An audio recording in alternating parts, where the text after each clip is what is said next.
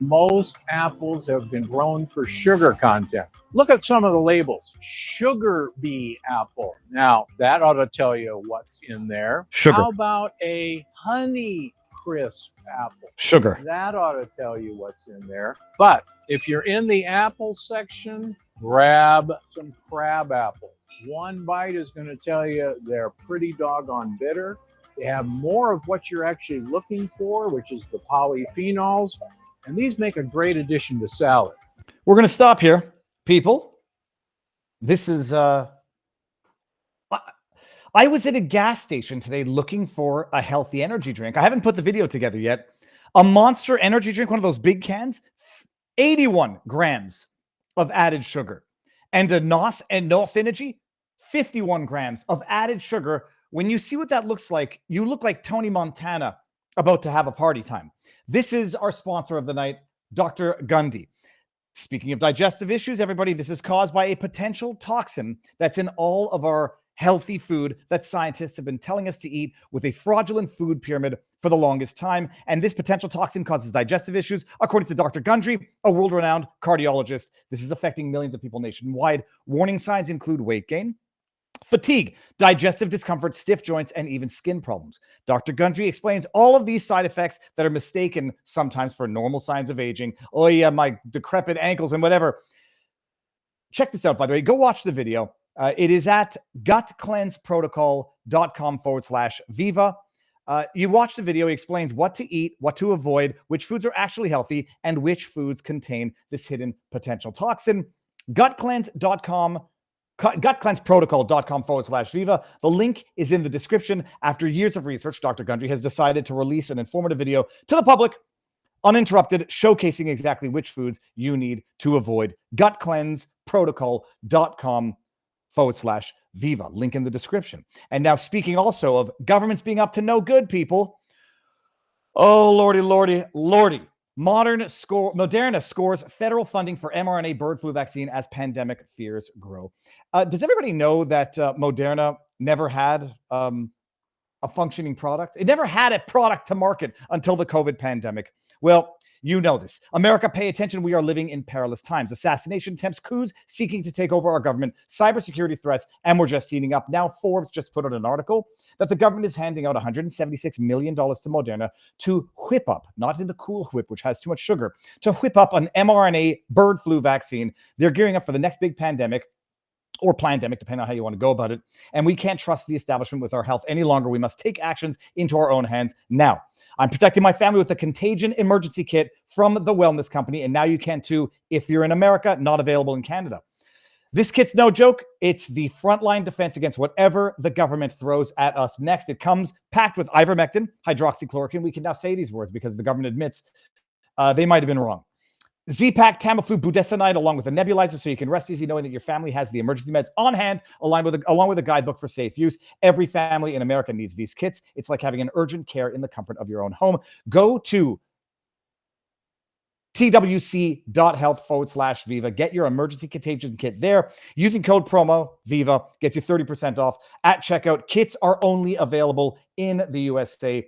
Get it? I was on with Dr. Drew last week, and I think everybody understands you need to have food, you need to have water, you need to have medications in case they have the next thing, which many people believe is surely coming because it's, what month is it? It's now September, people. September to October to November. We are 2 months out of the election. Check it out. Links are in the description, and that is it. Good evening, everybody. How goes the battle, as we say? Wait until Barnes gets here. We're going to start off with, the sponsors that keep this program going. Building the parallel economy, we're going to go over to Rumble as we typically do in about an hour. I should have made sure that we are live across all of the interplanes of the interwebs, which I think that we are. We are live on CommieTube. We are live on, I don't get ads on Rumble anymore because I subscribe to Rumble Premium. So I forego now the ads on Rumble while supporting the platform. I do not have YouTube Premium because I don't care about letting ads run. And I'm not giving YouTube that money there. YouTube demonetized my Viva family channel, and I think it's just a mistake and not a big deal. I'm going to figure it out, or I'll work it out with them, because when I license videos, the licensing agency claims monetization sometimes of the videos. And I think YouTube thinks that I'm now recycling the licensing agency's videos and not vice versa. But they have proven themselves to be not businesses with which you cannot contract for business purposes and rely on for predictability. We got a show tonight, people. Okay, we're live across all the interplays of the interwebs.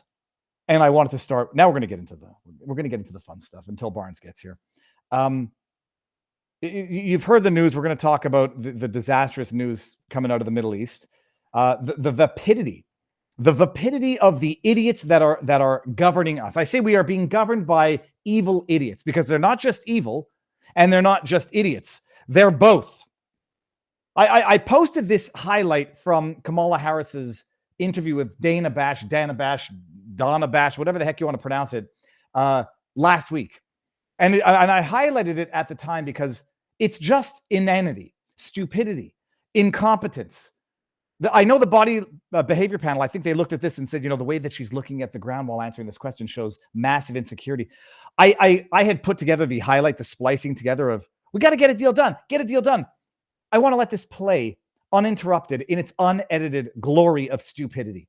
Listen to this. This is Kamala Harris with her masterful, thoughtful, insightful solution to the Middle East problems. Get a deal done. They don't know what the hell it means. Listen to this. We have got to get a deal done. We were in Doha. We have to get a deal done. This war must end. In the meantime, and we must get a deal that is about getting the hostages out. I've met with the families of the American hostages. Let's get the hostages out. Let's get the ceasefire done. but no change in policy in terms of arms and so forth. No, we have to get a deal done. Dana, we have to get a deal done. When you look at the significance of this to the families, to the people who are living in that region, a deal is not only the right thing to do to end this war, but will unlock so much of what must happen next. We have got to get verbal diarrhea. There's no other way to describe it. We've got to get it. Dana, we've got to get it. What does that deal look like? Here's a deal that would work. Give nuclear weapons to Hamas and they'll give the hostages back. That's a deal. What is that? What would that deal look like, Kamala? Oh, I met with their families. Oh, okay, good for you. By the way, you met with them last week while Joe Biden's sitting there sunbathing at the beach twice in 1 week. Oh, but he's still hard at work with his phone. This news broke yesterday, and it makes these two idiots look like the most incompetent scoundrels on earth. I met with their families. Look at importance, self-proclaimed importance, narcissism. Met with the families. Get a deal done. Bring home these hostages. Hakeem Jeffries just took to Twitter, I don't know, a couple hours ago. Got to get the hostages home. It's going to be a little harder now to get the 6 murdered hostages home.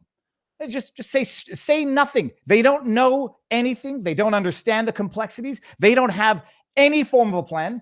What we are witnessing right now is what happens in a world where you have a massive ship that is the United States, seemingly without a captain.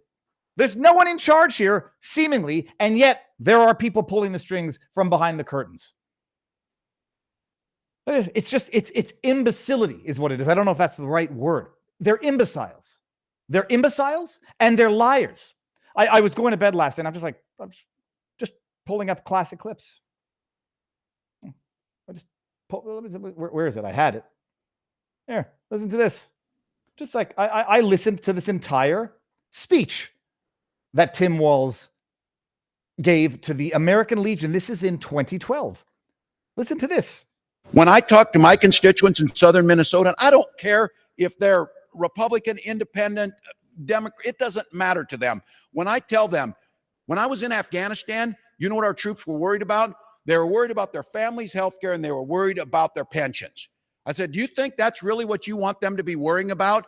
When their friends and colleagues are being shot on a daily basis, and yet at the end of the day, they have to worry about that. When I talk to my can you imagine this guy is running with Kamala Harris, the woman who was at the helm of the Biden administration that had the catastrophic withdrawal from Afghanistan that led to 13 more military servicemen being murdered, killed as a result of their incompetence.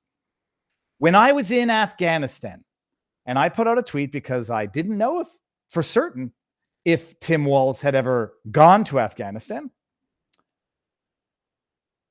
Did Tim Walz go to Afghanistan? Well, it's very interesting. I mean, he claims to have gone to Afghanistan when I was in Afghanistan. Now, steel manning all of this. At this American Legion, they had talked about Tim Walz and his visit overseas. Don't know exactly what that includes. That visit was 4 years before this speech. When someone says, I was in Afghanistan, I was in Iraq, I was in Vietnam or in Nam, it doesn't mean in passing. It doesn't mean on a vacation. It doesn't mean studying abroad. It doesn't mean on a congressional fact-finding tour to the extent that that's what it was. Tim Walz never went to Afghanistan in combat. He had never actually gone to combat. Not to poo-poo his 24 years of National Guard service. Good for him. He should be proud of that, which means that he shouldn't have to lie about what he didn't do. He gives this speech 4 years after this congressional visit to Afghanistan, and in front of the American Legion says, when I was in Afghanistan, you know what the troops were worried about? Also suggesting some form of control, leadership over these troops. What they were worried about? Their futures, health, etc. When I was in Afghanistan is not how you refer to a congressional visit over the course of several days. I don't know how many days it was that he was in Afghanistan. This is the same man also who talked about carrying weapons of war in war, who talked about psychological damage from having been in war, post-traumatic stress disorder from having been in combat. And then the fact finders or the fact checkers, the propaganda arm of the Democrat Party come out and say he was in Afghanistan. He went with a congressional hearing. And so it's technically true what he said. Fact check true. Taken out of context, this could sound like something other than what it was. He was just saying he went with a congressional hearing and to a congressional visit 4 years earlier, then gets up in front of veterans where they tout him as being the most military experienced member of government. And then he says, when I was in Afghanistan, everybody knows exactly what the hell he was implying, how the media would report that out of the context of the Legion. And then they try to say, no, it's an unfair attack. Don't attack a veteran. These are the people that are vying for political power of America right now. Cackling Kamala, who failed her way up, who was, is, and will always be a DEI hire, whether you like it or not, people. It's not, hey, DEI is great. They make companies make DEI statements. You will have diversity, equity, and inclusion. Diversity is our strength, and that is why you will hire racial, religious, transgender, whatever minorities. It's a good thing. It's a good thing until you say, why is this incompetent nincompoop who failed her way up, and I'm being polite when I say failed her way up to VP, why is she so incompetent, so stupid, can't put together a sentence? 43 days she had to prepare, and that was the rubbish answer. Got to get a deal done, Dana. We got to get a deal done. I'm shaking my camera. Here, in case you had any questions as to whether or not Kamala Harris was a DEI hire, she was hand-selected from their short list of DEI hires. Let us turn now to CBS News political correspondent Ed O'Keefe. Ed, former Vice President Biden has for 3 months said his running mate will be a woman. Now, with recent events, is Biden under more pressure now to choose a woman of color? Well, Major, he continues to face tremendous pressure to pick a woman of color, but CBS News has learned that his team continues to vet or look into the backgrounds of several women. Senators Elizabeth Warren, Amy Klobuchar, Kamala Harris, and Tammy Duckworth, a paraplegic Iraq War veteran. By the way, this was back in the day when they still thought Elizabeth Warren was a person of color, apparently. Bada bing, bada boom, I'm joking. Governors Michelle Lujan Grisham of New Mexico and Gretchen Whitmer of Michigan, Congresswoman Val Demings of Florida, Atlanta Mayor Keisha Lance Bottoms, and former Obama National Security Advisor Susan Rice.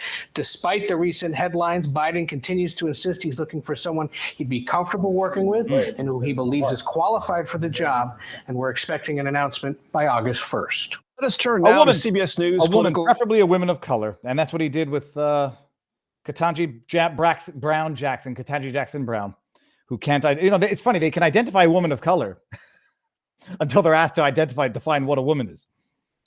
Can't do that either. Incompetence of the highest order, and it's only getting worse. Now, let me see something here. I was going to have a bit of a palate cleanse, but we're not going to do that. Let me see this one here. You said that you carried weapons in war, but you have never deployed actually in a war zone. A campaign official said that you misspoke. Did you?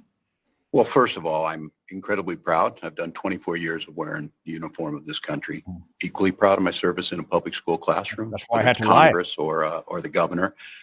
My record speaks for itself, but I think people are coming My record speaks for itself. That's why I have to continually lie about it and exaggerate my actual record. to get to know me. I speak like they do. I speak candidly. I wear my emotions on my sleeves, and I speak especially passionately about our children being shot in schools. Just understand what he said there, by the way. This was in the tweet. It's okay when I lie if the reason for which I'm lying is sufficiently important to me. Obviously, these are serious issues. I speak like everyone. Well, most people don't lie, Tim.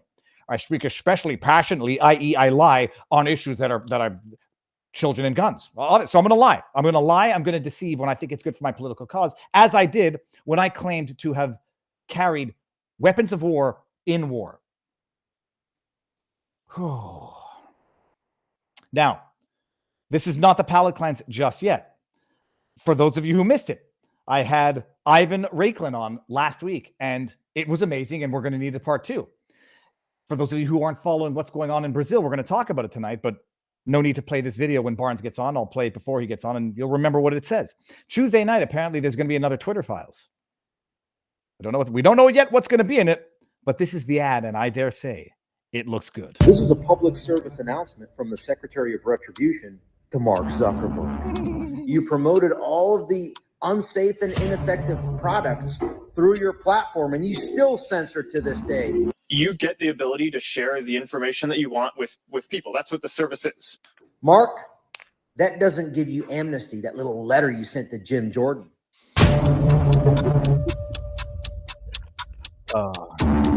Tuesday, 8 p.m. Eastern, mother of all This is Twitter a public Files. service announcement from the Secretary of And that's the ad. So that's going to be Tuesday, and I think I'm going to pop on. I'll give everybody the link in the chat so you can go check into that. All righty, people, hold on. Link, bam, there. Link. Let's go to. Oh, I'm not yet in. Hold on, I don't have this opened here. Hold on.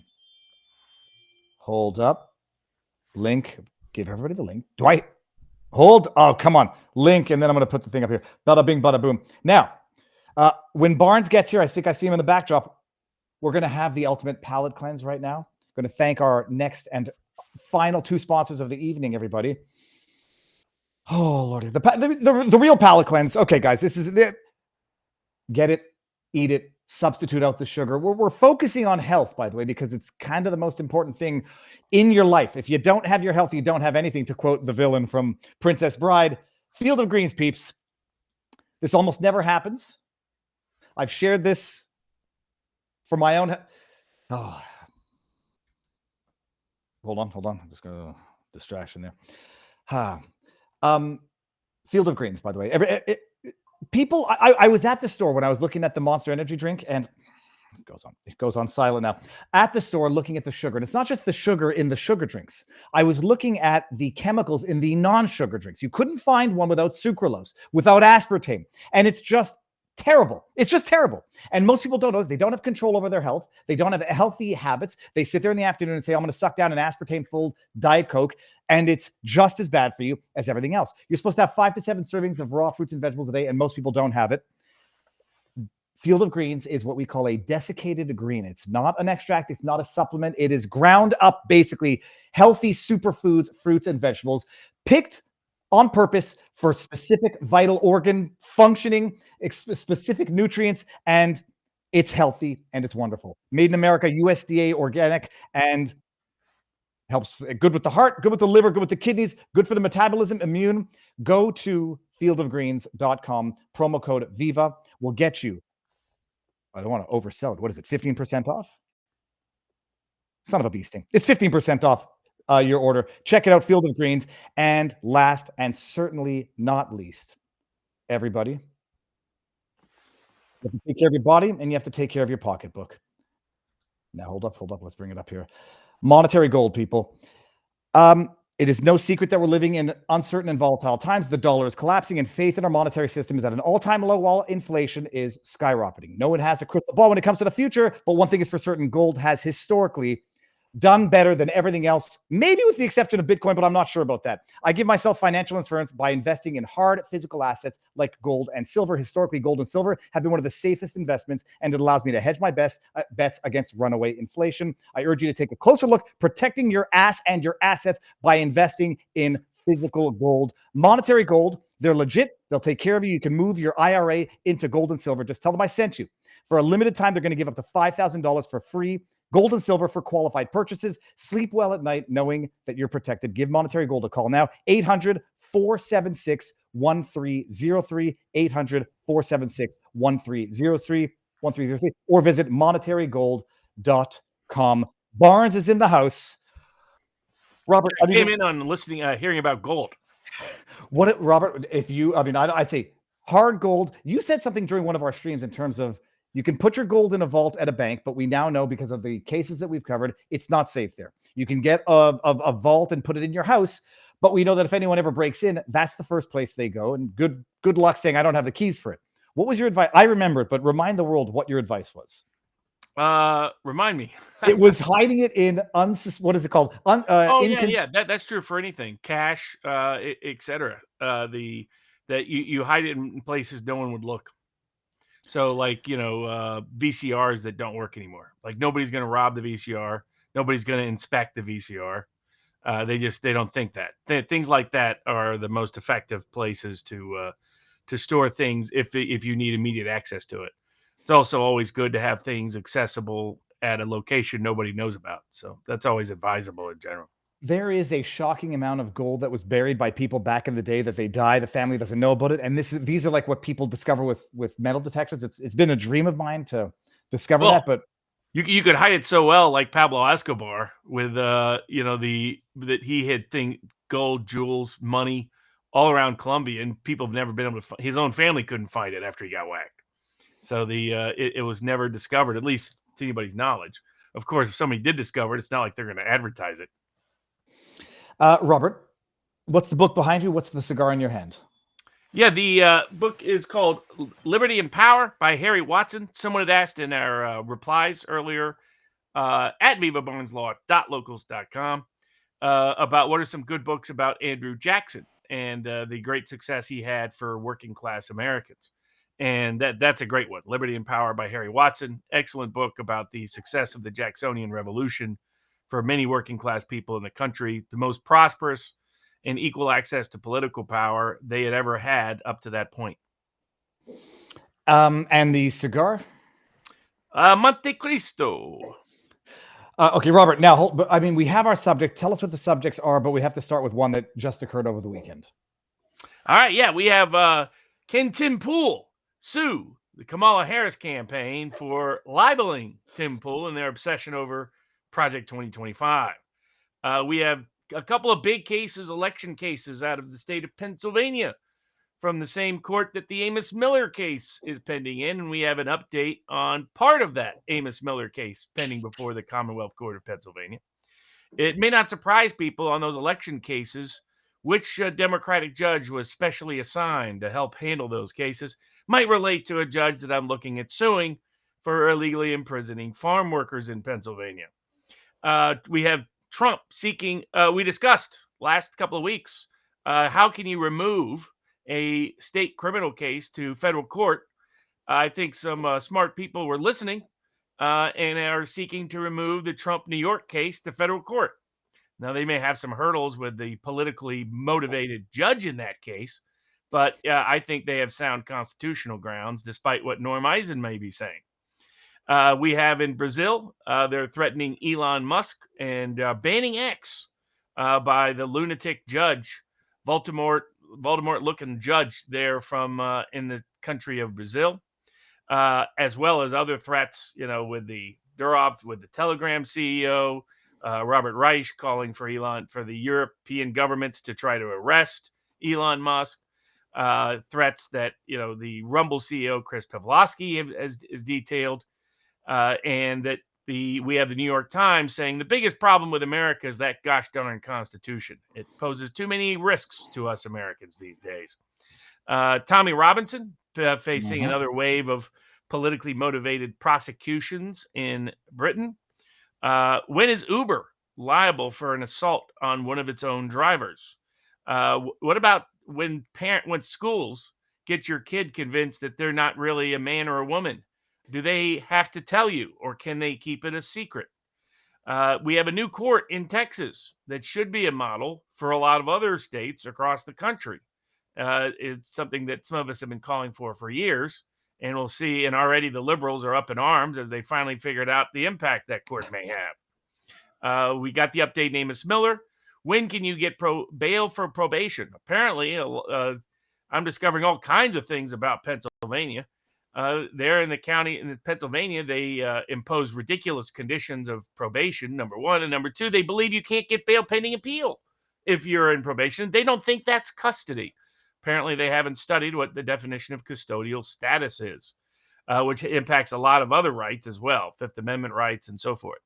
When do you have the right to record and broadcast what the heck's happening in courtrooms? Here again, Pennsylvania is the front line, but it's not the only one. The issue has come up in what about the right to rebroadcast court proceedings? How is it that all these courts, they'll broadly say you have a right to free speech and free expression that other politicians can't prohibit, unless it's them. Then they can ban what gets published and broadcast about what they are up to. It's one of the flaws, frankly, in our system where the tripartite system of governance falls apart. What if you're a hard-working strip club owner and somebody has this similar trademark as you all the way across the country?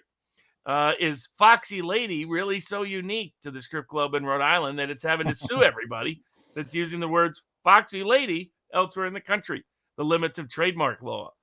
Do you own your own downloads? People have been figuring out that Apple and Amazon, after you pay to buy what they say is buying the video or buying music or buying a TV show or movie or book, suddenly you can disappear from your account. That has led to a lawsuit about whether all these big tech companies are engaged in mass consumer deception and fraud. And then we got some of the questions that were the tipped or most liked questions earlier. John Jay's talking about Christianity and early Christianity in the early Republic. What about cameras at drop boxes? What about DAs? Can they prosecute for some of this censorship? What about dental services now trying to deny you care based on some aspect of your medical status? What's happening in Pennsylvania on elections and signature matches? And are they really preparing Rikers for Trump? Robert, Gandalf FL the fourth, or is that Gandalf Florida the or Gandalf Live is now a monthly subscriber. Welcome to the channel. We got to start with one that was not on the menu, a little lighthearted, and I saw you taking the what is the word, the unpasteurized piss out of Matt Walsh. Look, I know that you know this better than I do, but I know what I understand. Raw milk is disgusting, he says. We live in a first world civilized society and people are actively choosing to consume milk riddled with E. coli and listeria. Pasteurization is not some evil sorcery. It just kills the most dangerous bacteria. Robert, he's been taking a lot of crap for this. I say rightly so. He's dumb as a doorknob. I think he meant it somewhat lightheartedly. Then everyone has to double down. Oh no, he's obsessed with it. This is a guy who thinks video games are the great threat to humanity. Right? I mean, people ask why I don't take the Daily Wire seriously. Go back and look at Matt Walsh's 2016 Twitter account. He obsessively hated Trump and Trump supporters. He was a core never Trumper, like Ben Shapiro and pretty much everybody at the Daily Wire was. So when the rubber hits the road, these guys run the wrong direction.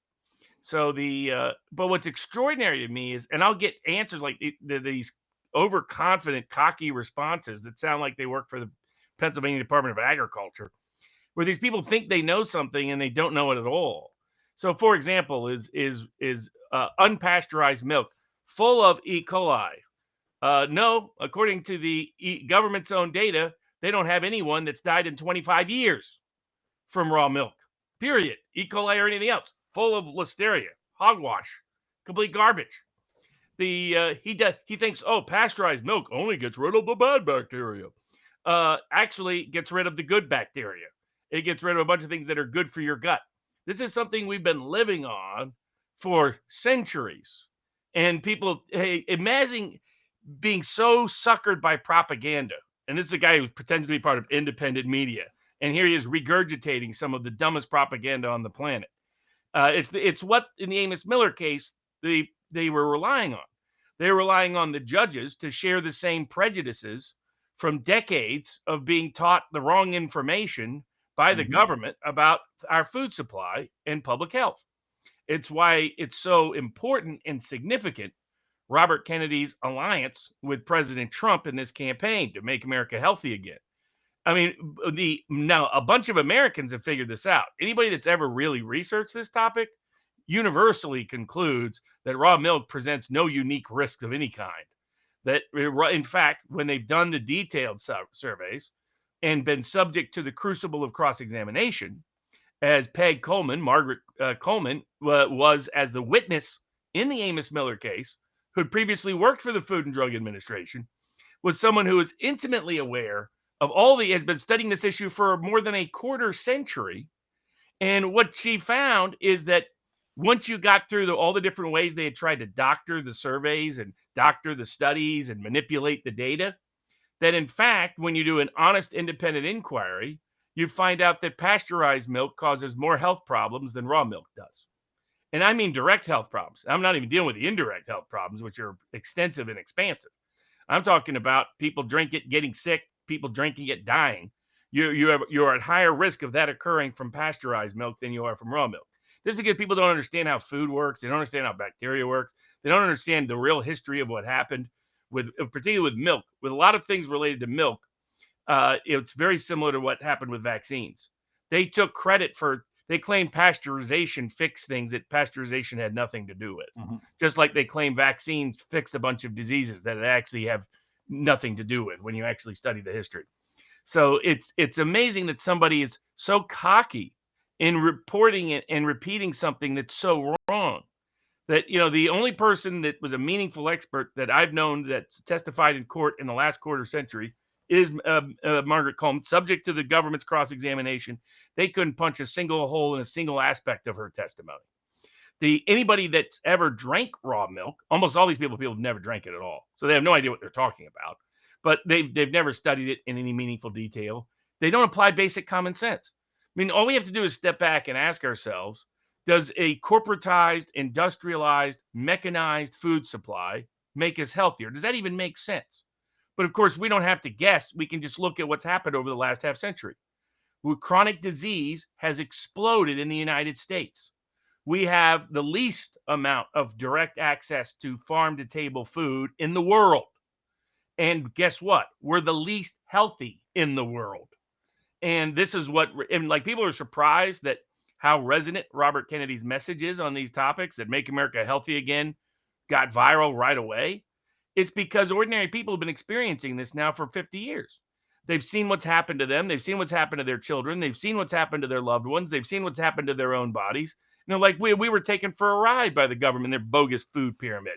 That was basically corporate food supply, corporate food supply, corporate food supply, corporate food supply. And, inundated with chemicals they created out of a lab in New Jersey that are laced in a lot of your food products. And so it's that core misinformation that they've been feeding off of and feeding us into for decades that is fueling large parts of the Robert Kennedy movement that's now fueling President Trump's campaign and his continued surge and boost. But it's just like even Dr. Drew is this way.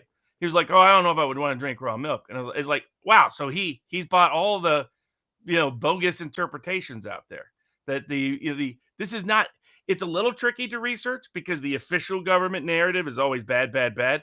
But notice the language they'll use. They'll use something like raw milk can have things that are in all food products. Well, and not just that, but I was pulling it up while you're talking just to show people like, okay, fine. There's been 20, 30 cases that they've linked to raw milk. There was allegedly one death that they linked to it.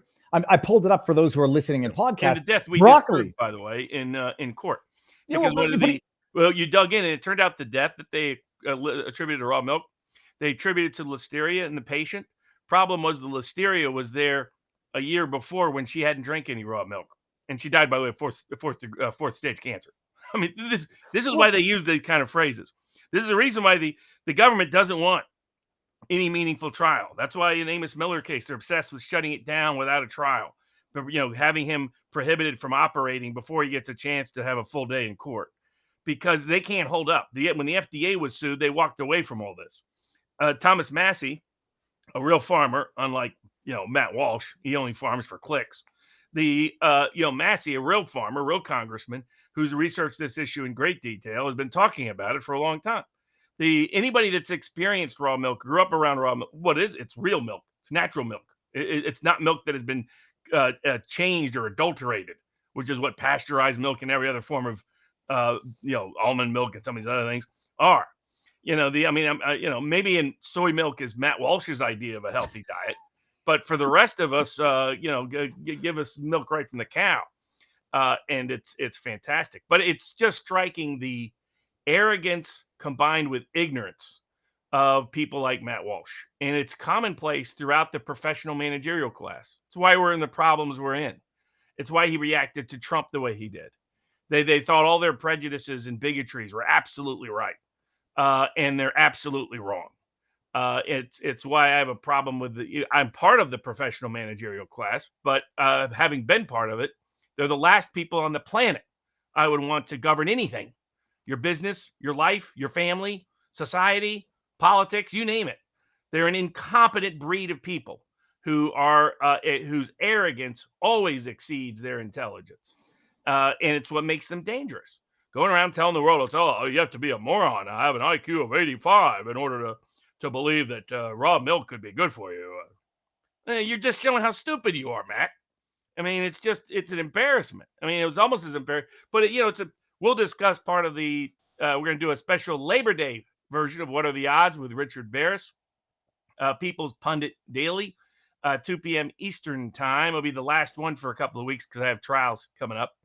But we're going to discuss the politics of pot, the politics of abortion, the politics of food, and the way these issues shape up, and why Trump is taking the balanced position on a lot of these issues that he is. But these people it's just I did an informal poll on my Twitter feed, which is, I would dare say, mostly conservative, and 65% of the 20,000 people said they support legalizing marijuana. Then you compare that to, not to name any names, but people who say it's terrible, he's betraying the drug thing.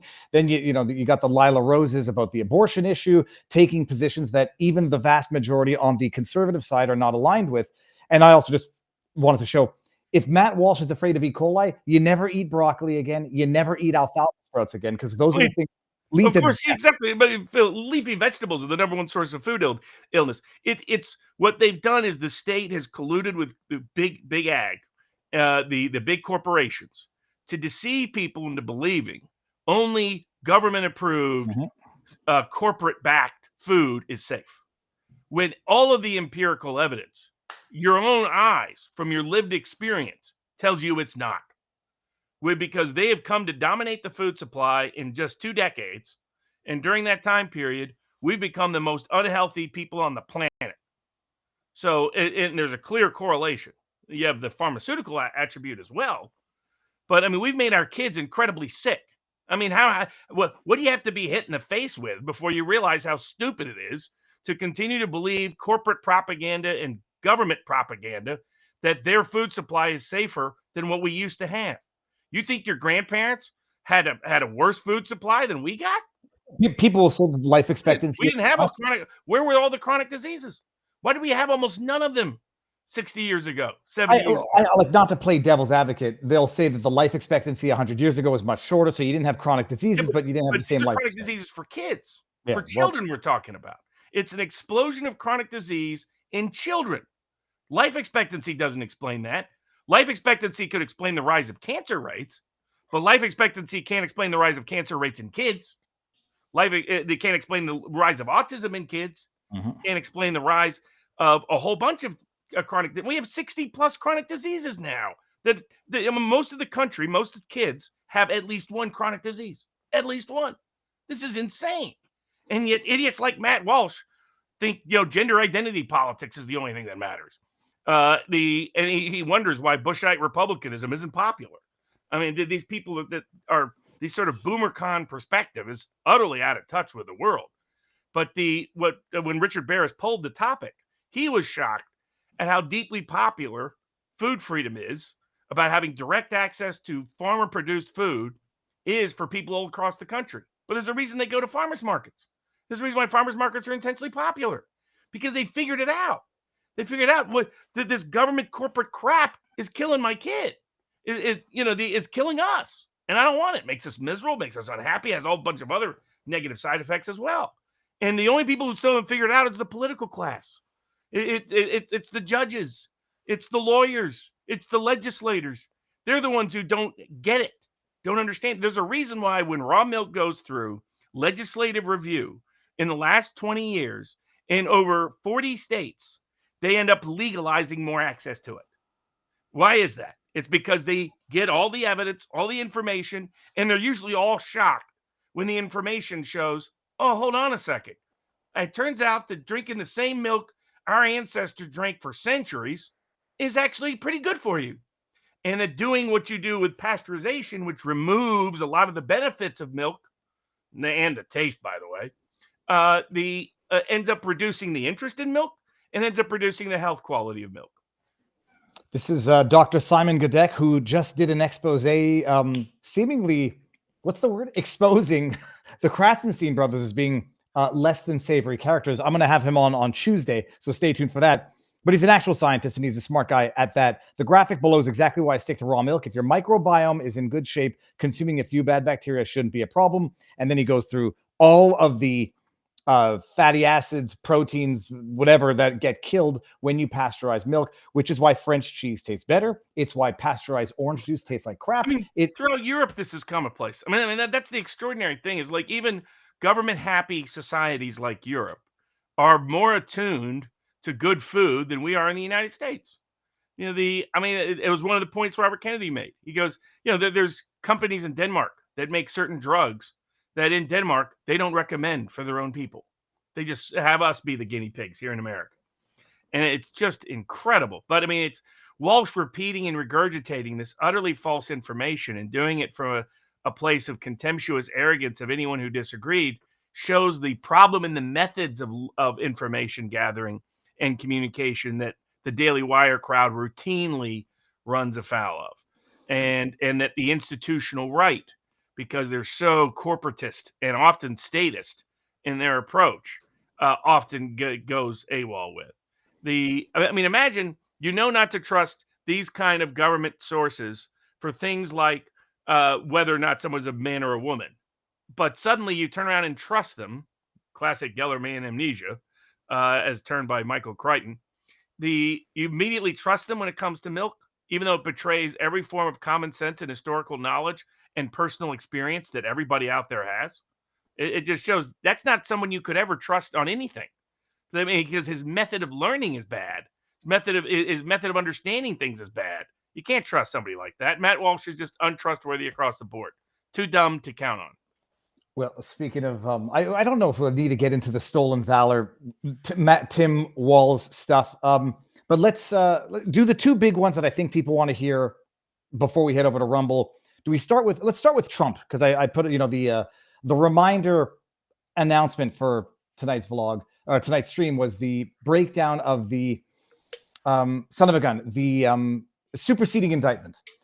For those who don't know, Jack Smith, I don't know if he's a mercenary so much or a hitman, one or the other. Jack Smith filed a superseding indictment, which reduces the scope of the original indictment. It's submitted to a new grand jury, so it's not tainted by whatever the initial grand jury heard.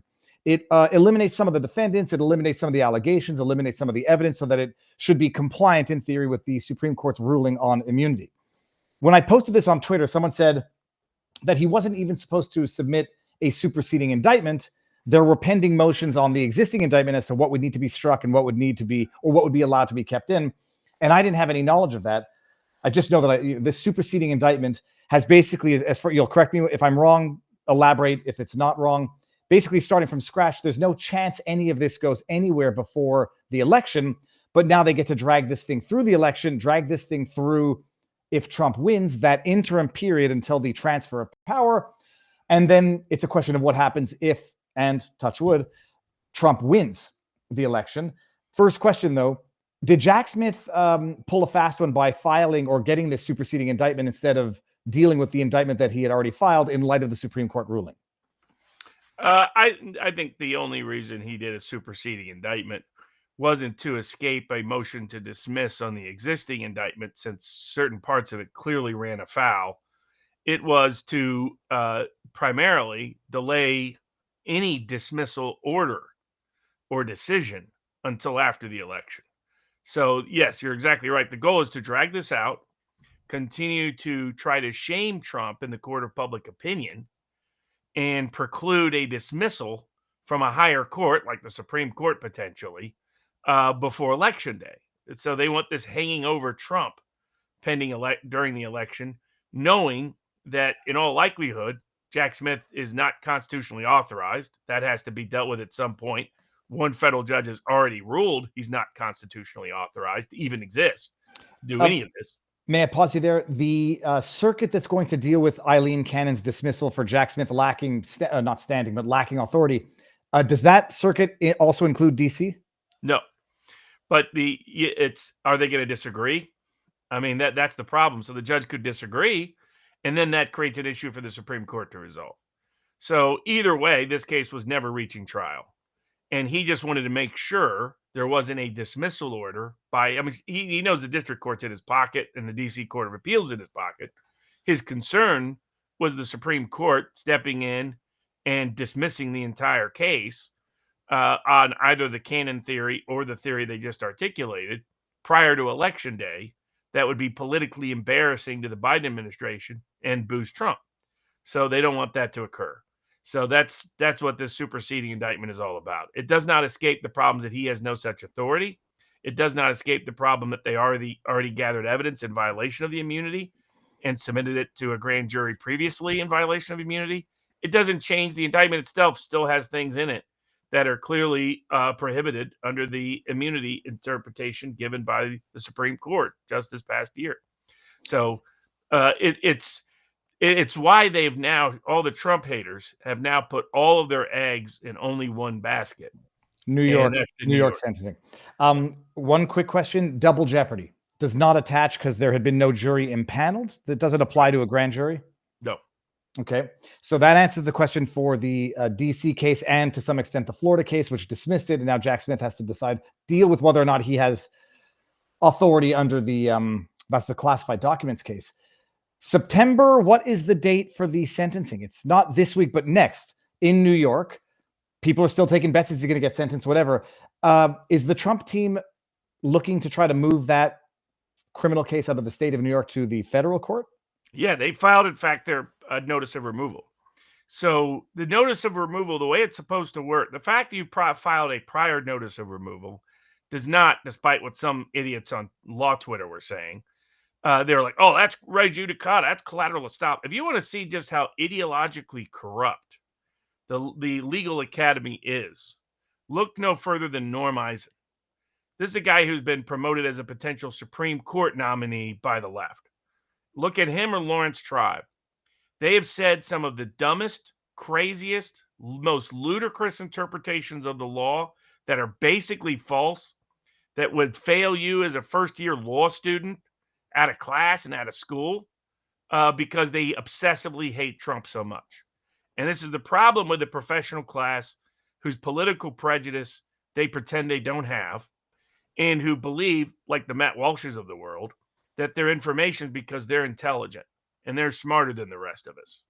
No, they're not. They're just more corrupt than the rest of us. They're less self-aware than the rest of us. This is what makes the professional managerial class so dangerous as a group of people to have real power. They've proven that for a century. Dig into fascism and you figure out who runs it. It was the professional managerial class. Dig into communism and who manages it. It's the professional managerial class. Look into everything that's gone wrong in American government or EU government. You will find the professional managerial class behind it because they tend to be arrogant, entitled. Imagine like the worst version of a spoiled brat rich kid and then give them power. And there are people that, were born on third base, end up on second base and think they hit a double. They've created the worst combination of traits the professional managerial class you could possibly have for making decisions that could impact others. But Eisen, for example, goes through and says, oh, it's a collateral estoppel. You sought removal before and it was denied. That's not collateral estoppel, you nitwit. So for the way removal works is they can deny it. You can keep filing it when any incident happens that triggers your right to remove. And there's a reason why we were talking about it in other cases that I'm dealing with for the last several weeks, because it was clearly applicable to Trump's case. And I'm glad Trump's people went back and revisited it, and they did, and they filed their removal. Now, the issue is the prior judge they got assigned was this old Clinton judge whose prior ruling has now been effectively overturned by the Supreme Court, because what he said was this case could not impact any issue of official duty. Well, it did, according to the Supreme Court of the United States, by the evidence presented at trial. So that corrupt Clinton appointee in New York, of which there are many there in the Southern District of New York, got it dead wrong. So that by itself was grounds to seek removal. And the second issue, the what they're really going to rely upon, and by this is what all law Twitter is doing, they're giving a roadmap for the lefty law clerks for these judges to follow. They're doing de facto amicus briefs explaining to the prosecutors who aren't sophisticated enough to make these arguments, and to the clerks who aren't familiar enough with the law to make these arguments, what arguments to make. So you follow the Norm Eisens of the world, and they're effectively, that's who they're doing it, and they're telling them why to do it. By the way, Norm Eisen fully discloses why this is. He says the removal has got to be rejected, and Trump has to be sentenced because it will be the deciding factor in the election. The way he pretends that that's not his motivation is he says, oh, that's Trump's motivation. Trump's motivation is to avoid consequences so he can still win the election. Not me, Norm. I'm not butchering and bastardizing American law and whoring it and harloting it out in order to empower my political side. No, I would never be part of that. I mean, and Norm Eisen is completely for sale. I mean, he's represented human traffickers. He's represented child labor people. He's represented some of the worst human beings on the planet, and not for constitutional cause, because they wrote a fat check. That's who Norm Eisen is. The people on the left who've told me to like him for years, it's like now I get to say this guy's a disgrace. He's a disgrace. Let me bring up Lawrence Tribe was one of the two. It was him and the other judge, I think, I forget his name, a so-called conservative judge, who floated who put forward the 14th Amendment Section 3 exclusion. A second Trump term would be a nonstop coup against the Constitution that Trump promised to terminate. All this guy does is lie. I looked up all my tweets or reply. All he does is lie.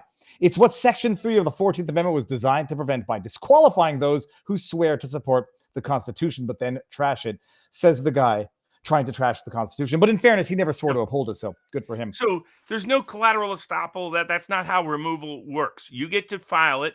If the court denies it, then often, now in immunity case, you're supposed to have a right of appeal. It gets tricky whether you have a right of appeal. But in my view, he would.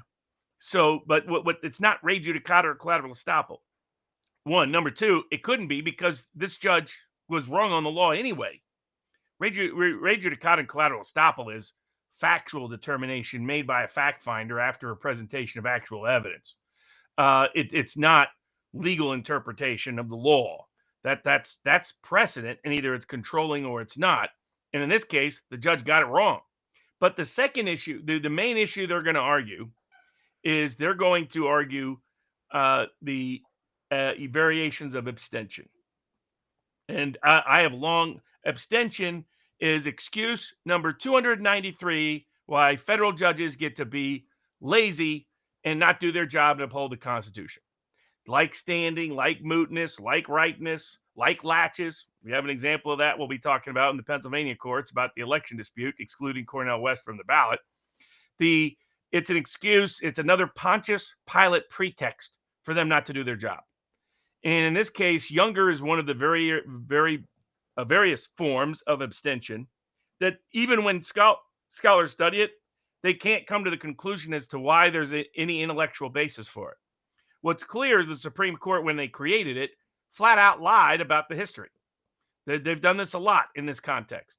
What it really is federal judges not wanting to step on the shoes of state judges. That's it. That's all it is. In fact, there's a long history. In fact, the duty of federal courts, the duty of the Federal Civil Rights Act, the number one target were law enforcement and judges, because the number one people violating civil rights in the post-Civil War South were judges. And they were the ones who were not supposed to be immune from suit. And they were the ones who were supposed to be enjoined when they wouldn't enforce the Constitution. But so now the rule is, so the general presumption is when you try to sue about a pending criminal prosecution, is the federal courts have to say, oh, no, we must abstain. The state courts can handle it. We can't get involved. It's extraordinary. The only reason they exist is to enforce the Constitution against state governments, quite frankly. Otherwise, we really don't need federal courts. I mean, they're there when your constitutional rights cannot be adequately protected. Diversity jurisdiction exists because they distrust a state court to protect the rights of a non-resident. And that's what that is all about. That's what the whole history of it is about. So but even the younger abstention courts recognize that if you can show that the state court is not a competent, unbiased court that can give a full, fair adjudication of the underlying issues of federal constitutional issues, then they cannot abstain and they must assert jurisdiction over the case. Here, and this is why, by the way, the timing for removal, an issue I'm currently litigating for the Third Circuit Court of Appeals, is not a strict 30-day rule. It's 30 days from the time you know the state court won't enforce your rights. It's not from the 30 days from the time you know a federal constitutional issue might be involved in the case. And here, they have they have constantly sought recusal and disqualification of this judge because he's personally conflicted and compromised by his family's financial self-enrichment off of this case. He's a disgrace to the bench. He's a disgrace to the rule of law. And that by itself, by the way, the Supreme Court has recognized is grounds to federally remove a state case. Different than recusal, because he obviously will not recuse himself for all of the reasons you stated. But how does a federal court, when asked for removal to the federal court, not look at that or deal with it if they view it as a second kick at the can for recusal or a bypassing of recusal? It doesn't matter whether it's second kick at the can. What matters is you have to look at it anew. The court can say it wants to make the same decision it made before, but the facts are different and the law is different. The law is different because when that judge said this couldn't possibly impact federal immunity, he was wrong. He got overturned by the Supreme Court, and that's actual precedent, unlike his prior decision. So part one is he was wrong on the law. There's now no dispute the case concerns issues of federal law. There's no dispute the question concerns issues of federal immunity. There's no dispute the issue concerns questions that arose from performance of your duties as a federal official, because evidence was presented concerning it at trial that was key to conviction. So that's the problem he has, is he was dead wrong. Now, he's such a Clinton hack. He'll pretend that he's not. He'll say something arrogant and stupid. And the point is, get it up into the Second Circuit, get it up to the Supreme Court of the United States. Don't wait on bail as the sole remedy in case this judge goes nuts. Mm-hmm. And so the second component of that is that under younger abstention is that first he has that real official immunity as a federal officer is now clearly in play according to the Supreme Court's precedent, reversing his prior decision, which means federal courts should have asserted jurisdiction under the law. But secondly, the state court is not capable of competently enforcing federal constitutional rights, which include a right to an impartial jurist. So that it includes the right to an impartial jury. This judge has proven he's incapable of doing so, and it has compromised his ability to enforce the law, which he has failed to do so. Here's the other aspect that some of us have been wanting to challenge for a long time. These abstention doctrines are bogus doctrines. They're made up Pontius Pilate doctrines to have a pretext to avoid judgment when it's a politically controversial case. The only reason federal judges even exist is to handle constitutionally controversial cases. It's the very kind of case they run from whenever they can, if it means stepping on the foot of people with real power. But they've now done, this comes from the University of Wisconsin School of Thought when I went to law school there, which was the law in action idea, which was you should not just study the black letter law, but the philosophical ideals that create that law and the practical social reality of how that law is represented and enforced. Well, we now have the data. These federal judges for 30 years have been saying, oh, these state courts are totally capable and competent of providing a fair and independent forum for enforcing federal constitutional rights. Well, guess what they've got to compare? When federal courts have not sent it back, and looking at all the history when they didn't send it back at all to state courts, almost half the time the challenger succeeded on the unconstitutionality of what the state was doing. By contrast, the success rate in state courts have proven themselves incapable as a group of enforcing federal constitutional rights. More than 85% of the time, the state courts won't enforce the federal constitutional right. So it's now proven with actual data and information from empirical evidence that the federal court's assumptions that the state courts will enforce the constitutional rights of an individual when it's a federal issue is complete garbage. As such, the very premise of abstention should be challenged, and I hope the Trump team challenges that as well in the context of this case. All right, well, you look no further than Dexter Taylor, where Judge Darkey said there's no don't bring the Second Amendment into this court. There's no Second Amendment in the state of New York. The question that I was going to ask, the time frame within which, so sentencing is whatever pending motion for removal to federal court will not be heard before the sentencing is supposed to occur. Technically, what's supposed to happen is upon the notice of removal, it's supposed to stay the state case. Now they interpret this particular method of removal as not requiring a stay of the state case. Mm-hmm. Typically, a removal does do that. They have an interpretation as to why this kind of removal doesn't automatically trigger it. But if the state court judge cares at all about the appearance of impartiality, he will continue the scheduling date until after the federal court can rule on the matter. The main pressure against him now is from the Norm Eisens of the world, the law Twitter of the left, demanding that they think their only way of beating Trump is for him to sentence Trump to prison on early September. They believe that the American people will abandon Trump when that happens. So that's why there's talk of the National Guard in New York and them preparing a huge section of Rikers for Trump and National Guard because they're afraid of massive disturbances. So that's why that's going that route, is the left thinks that, okay, they thought indicting Trump would sink him, and it actually helped him. Well, then they're like, oh, okay, it must be we got to get him convicted. Then they get him convicted, and it helps him again. So these group of geniuses are like, oh, he hasn't been sentenced. Nobody takes it seriously because he hasn't been sentenced. If he's sentenced, if he's put in the prison robes, if he's put on the bus to Rikers Island, then the American people will reject him. No, they'll reject you, Norm. They'll want to lynch your ass, Norm. That's what they'll want to do. These people are insane. They're endangering the country. They're endangering the republic, endangering the Constitution, like the New York Times is bragging about. And they don't understand what they are unleashing. They don't understand what they are risking. Americans' confidence in our legal system is collapsing by the day, and they want to completely crush it because they care more about their little power than they ever cared about the rule of law. In an honest legal system, it wouldn't be Rudy Giuliani being disbarred. It'd be Norm Eisen being disbarred and then imprisoned for endangering the civil rights and civil liberties of Americans. That this is how crazy these people are. But I can tell you what will happen. If they send Trump to Rikers, Trump will win in a bigger landslide even more. And the power of these people will be gone and gone forever. So be careful what you wish for. Before we head over to Rumble exclusively, because I can't seem to get all of the super chats from Rumble, let me read these real quick. Old Guy's Opinion says, so according to Matt Walsh, before pasteurization, everyone living today should be extinct because of raw milk and goat milk. I don't want to go down too fast and scroll past. We got one Old Guy's Opinion. $20 says, Matt Walsh is the millennials. What is that? 1981, okay. He isn't stupid, just indoctrinated.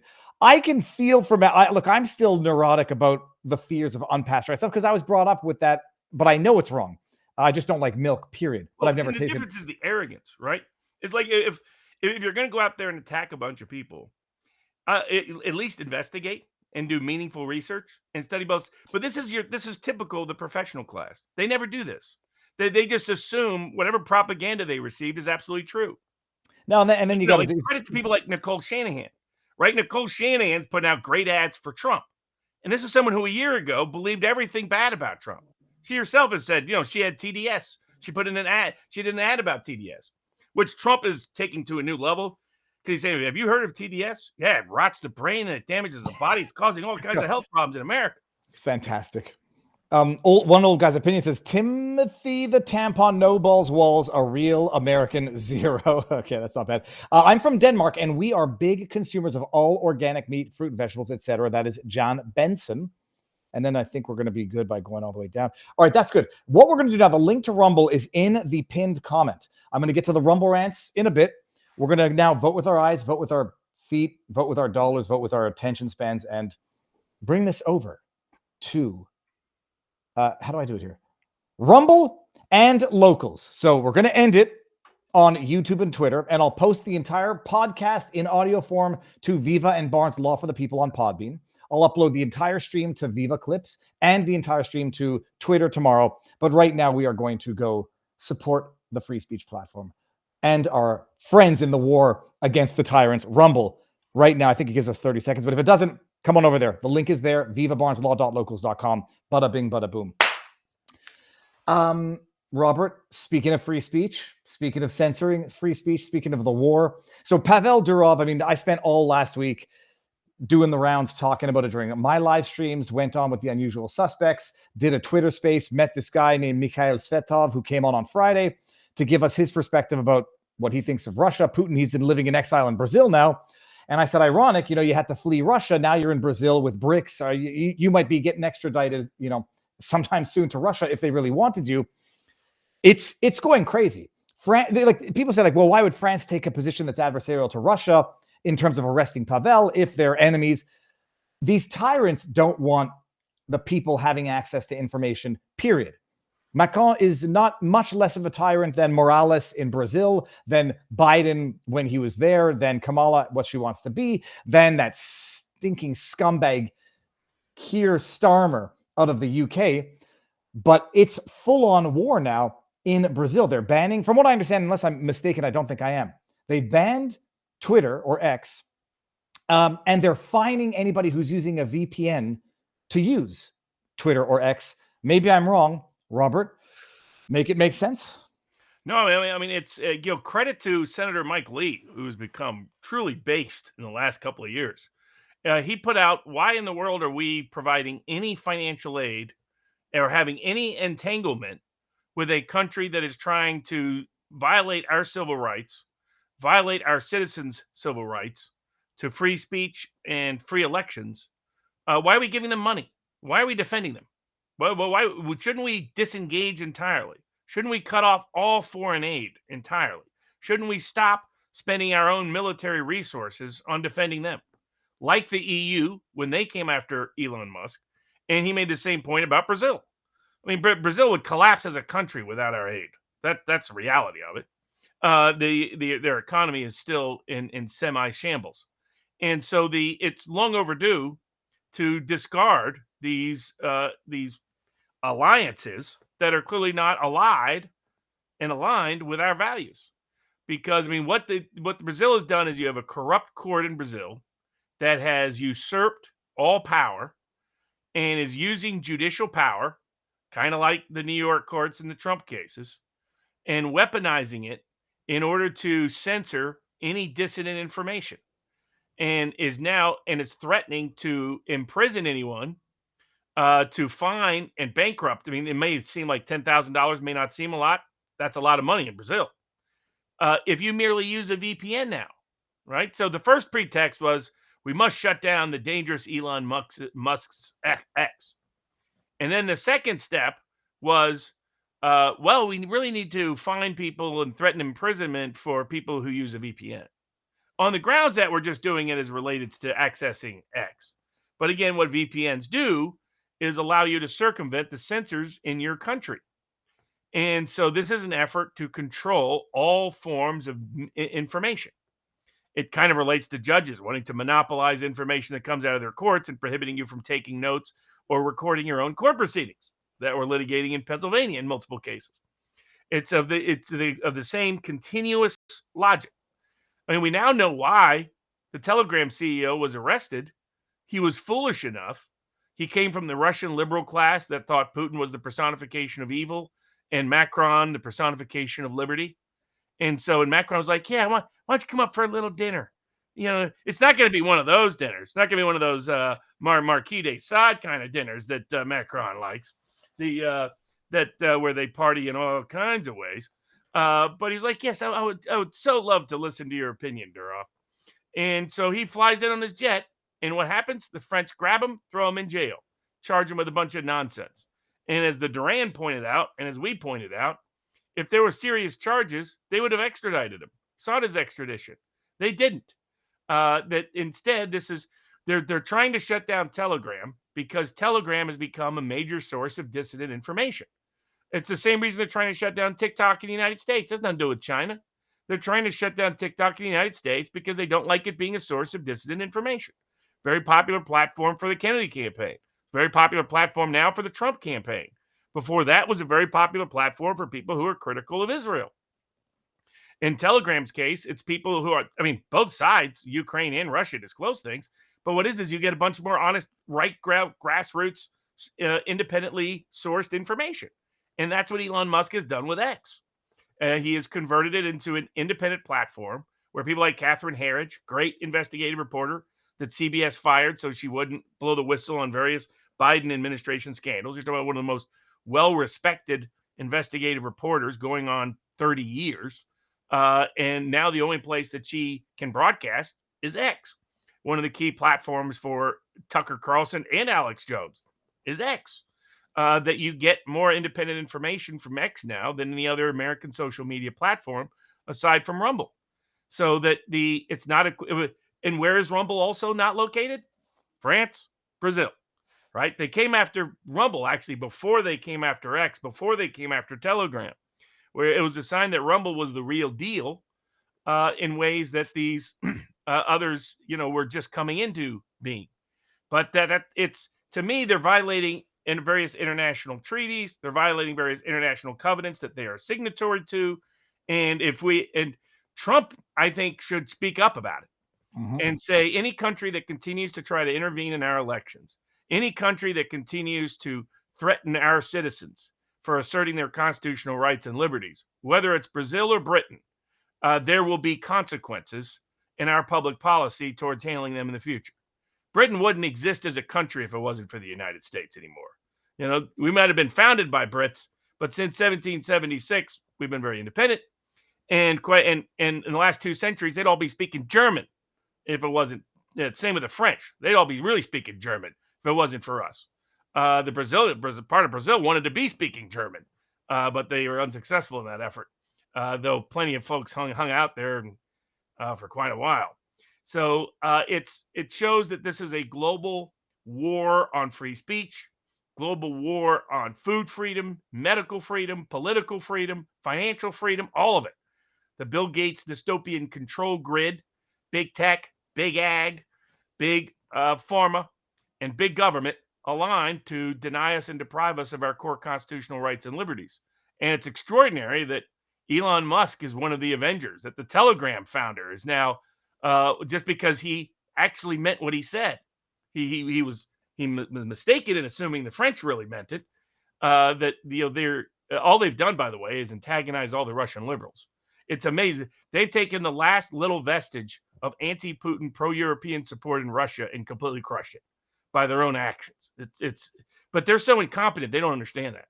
They think that these warning signs, that's why Robert Wright feels that guy should just be in a dwarf tossing contest. He doesn't need to be yipping about locking up Elon Musk. Someone whose last name is Reich maybe doesn't want to talk about shutting people up and locking people up. Starmer's like the Daily Starmer, who now runs the Britain and the UK. But it shows this is a global threat, like their convention that they try to push down on us, or the treaty to give the World Health Organization complete totalitarian control. So everything Alex Jones has been warning about for 20 years, we're seeing in 1 year. It's so funny, actually. I was watching or listening to Alex Jones while getting prepared for the show at 5 o'clock, and he played a clip of him from 14 years ago predicting all of this. Now, in fairness, when you make a lot of predictions, some come true and some don't. But my goodness, when some all of he really does is study the white papers of what these people are saying they're planning on doing. And he just talks about it. I mean, that's it. I mean, he studied what they have done and what they said they were planning on doing. And people thought, oh, that's a crazy conspiracy theory. They're not going to use a pandemic to lock us all down. That sounds like, more.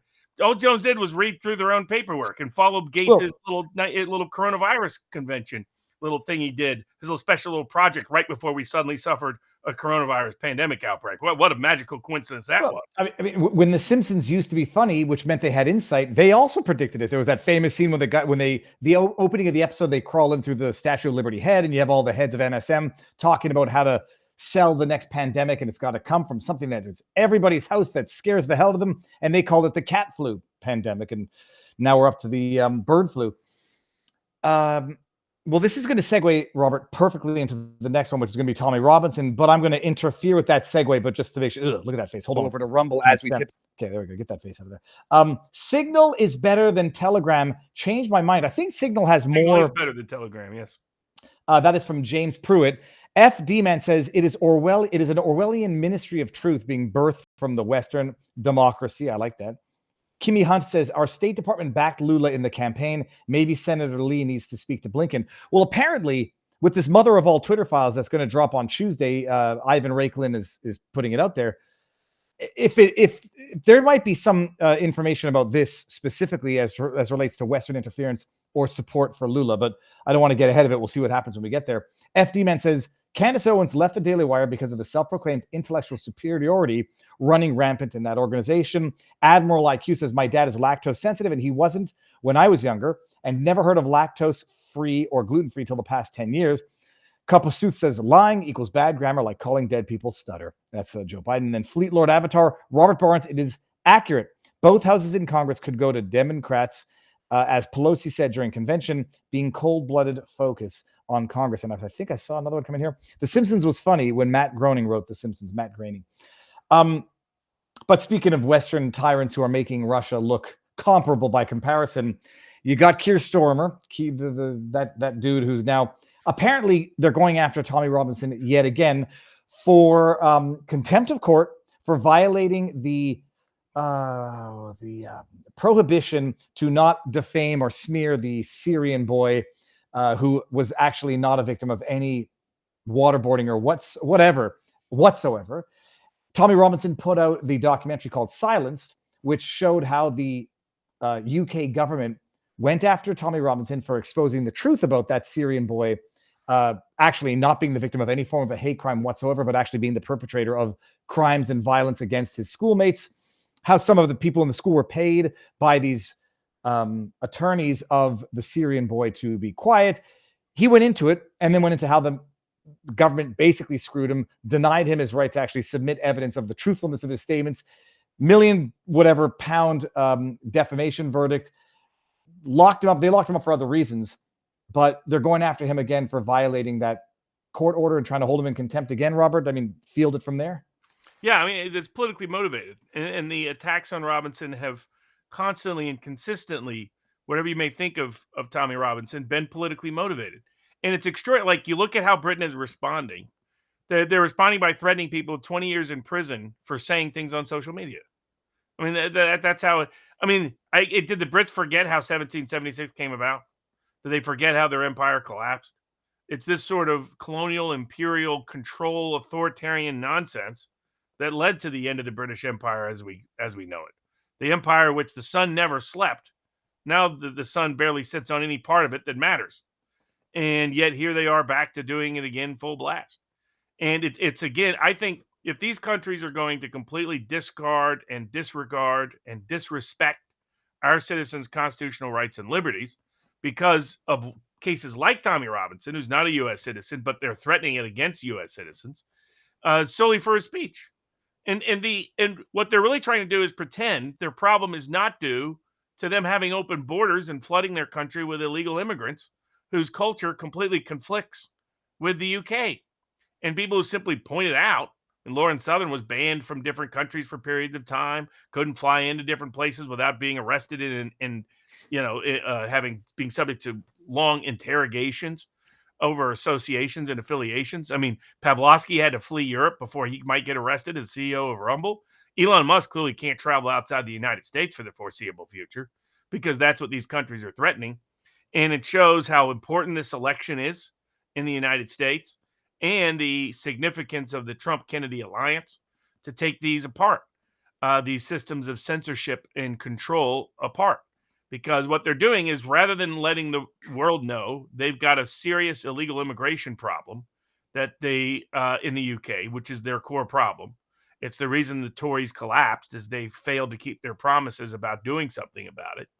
The Labour Party's only in power because the Tories collapsed, not because anybody likes them. They're already way underwater politically and falling apart. And their only solution is totalitarianism. They think like fascists. They think like communists. They think like pure statists and authoritarians. Somebody saying something bad about me? Well, the problem isn't what the whether I did something bad. The problem is them saying I did something bad.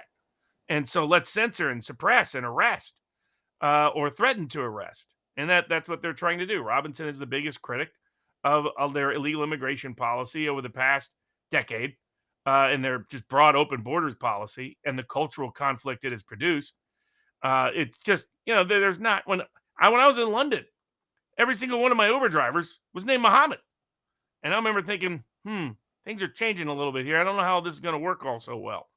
You go to the shopping places and half of the people there, which I always found weird, were, women in full hijabs shopping for clothes. And I was like, I guess you just wear those at home. It was like, this culturally is not going to blend well. And then you had tons of young men displaced by all the stupid wars the West has been involved in places like Libya and places like Syria, places like Iraq, places like Afghanistan, that led to a flood of young men coming into these countries.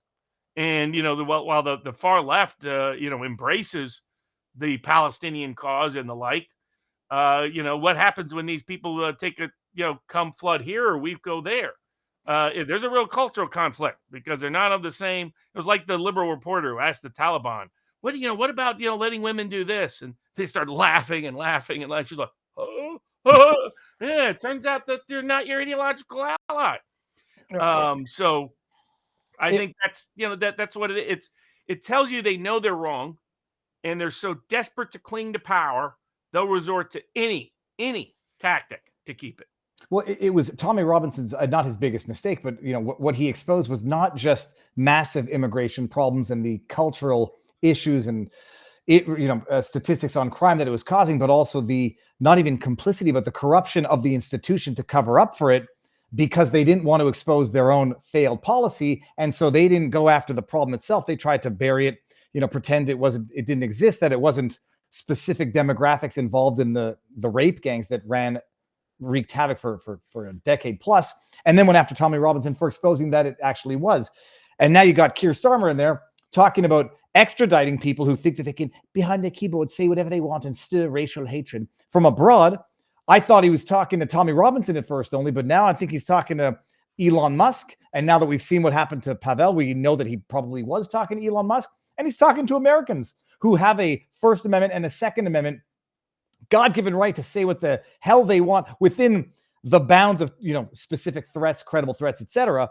But they want to shut everybody up and shut everybody down and lock everybody up who dares expose what the hell's going on in that what will soon be a failed country if they don't shape up sooner than later. The lockdown was an experiment, and they want to take everything they learned from it in terms of power and utilize it across the board.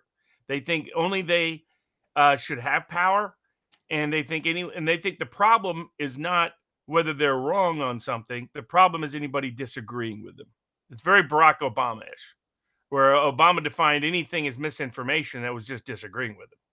I mean, and he sort of personifies that combination of arrogance and incompetence that the professional managerial class represents writ large. And that, and so they're going to use every tool and technique of power that they can to preclude the people from having their say and having their rights respected in the process. Let me bring this up because I misread one of the Rumble rants. Failed policies are killing and raping their natural-born Brits, says FD Man 12. FD Man 12 says Great Britain once Great Britain, shove their union up their jackass until Kingdom UK come. And Fleet Lord Avatar all the way back down says, Robert, is it accurate? Not it is accurate. Is it accurate both houses in Congress could go to the Democrats, as Pelosi said during convention, being cold-blooded focus on controlling Congress? How could that happen? I mean, well, I mean, the election's very consequential. I mean, Democrats want to already control the Senate. They want to control the House. They kind of have partial control of the House right now, so that, you know, Republicans need to pick up seats in both houses to take it back.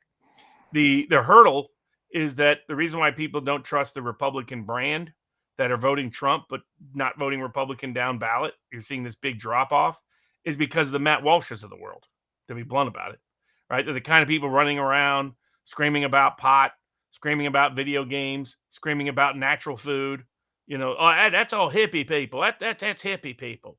I mean, how out of touch do you have to be to think that? I mean, that means, you know, Matt Walsh must have never visited a farmer's market in his life. You know, 90% of the people visit the Amish. The Amish, I don't think anyone would confuse with hippies. So, I mean, most of the people that go to a farmer's market, not hippies. I mean, we got some hippie supporters, but it's not a majority of our group. And they all believe in food freedom. Food freedom is popular across the board, but people like him don't understand it. And and that's why your younger working class voter doesn't trust the Republican brand. And it's going to take Trump pulling them across to win the House and the Senate. And that's why they're trying to scam and scheme a way to lock them up before Election Day, thinking that will be their ticket to success. They'll discover otherwise if they're dumb enough to go that tagged. Robert, let me do this one here. I'm going to show everybody what Rumble Advertiser Center is, the rack can do, and it's also a reminder for everyone out there to think about getting the YouTube Rumble Premium. This sponsorship is from Rumble, one that is incredibly important to the survival of the company. When Rumble first started in 2013, I've been on Rumble since 2014, maybe 2015. When Rumble first started in 2013, they built the platform for the small creator. They didn't censor or have biases. They were fair, treated all creators equally. No one thought platforms would censor political conversation or censor opinions on COVID, but they did. Facebook admitted they fell for pressure from the Biden-Harris administration. Rumble did not. They held the line. They are attacking daily. They are attacked daily for giving us a voice to talk to you. They are attacked in corporate media. They are attacked by governments like France. They are attacked by brand advertisers who refuse to work with them. Corporate America is fighting to remove speech. Rumble is fighting to keep it. Rumble won't survive with brand advertisers. They don't get much of it. Watching our show on Rumble is the most they can ask from you. But if you really believe in this fight, and if you have the means, one major way you can help Rumble survive is by joining Rumble Premium, joining the community that believes in the First Amendment and believes in our human right to free speech. Rumble is offering $10 off with the promo code STUDIO when you purchase an annual subscription. Go to rumble.com/premium. Use promo code STUDIO. Like I said, if you have the means and believe in this cause, now is the time to join Rumble Premium. If you don't have the means, we are just happy if you watch us on Rumble. Watch and share. I got it. Obviously, it's important to me. I also just, whenever I wanted to bring up the Rumble stuff, I don't want to see the ads at the beginning. I don't mind if you can. So it's very, you can go scan the QR code and go to Rumble if you can get Rumble Premium.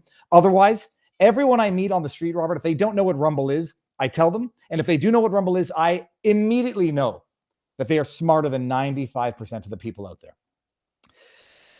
That's it. And that's the Rumble Advertiser Center also, by the way. If you use Rumble Studio, you go on the side, you can see campaigns that are active while you're live. You can pick whichever one you want, click on it. And I obviously love Rumble. So that was an easy one to pick. Robert, what do we segue into now? Well, you know what Rumble won't do? Rumble won't do what Apple and Amazon do, which is tell you you're buying something and then steal it from you. Well, now I'm curious about this because the theory of this case is that you think you're buying music, you think you're buying content that they say that they're selling, but you're actually only leasing it. In that, after what period of time do they say, no, you no longer have access to that? Whenever they want. I mean, see, what's buried in the small print, it says buy, right? Buy for $9.99 or whatever it is on Amazon, Apple. Buy this song, 99 cents. Not rent it, because that's always another option for a lot of these things. Buy it. But in fact, buried in the small print is actually we Amazon still own it. You don't own it. And if we want to revoke it from you for any reason, by the way, they've done this. I mean, they tried to do it plot against the president the Amanda Milius documentary about the efforts by the deep state to take out Trump in his first term. That was one of the first meaningful inquiries into that subject matter, and done very well. She's, of course, comes from good stock, the daughter of the great John Milius, one of the all-time great Hollywood screenwriters and directors. But obviously very skilled in her own right.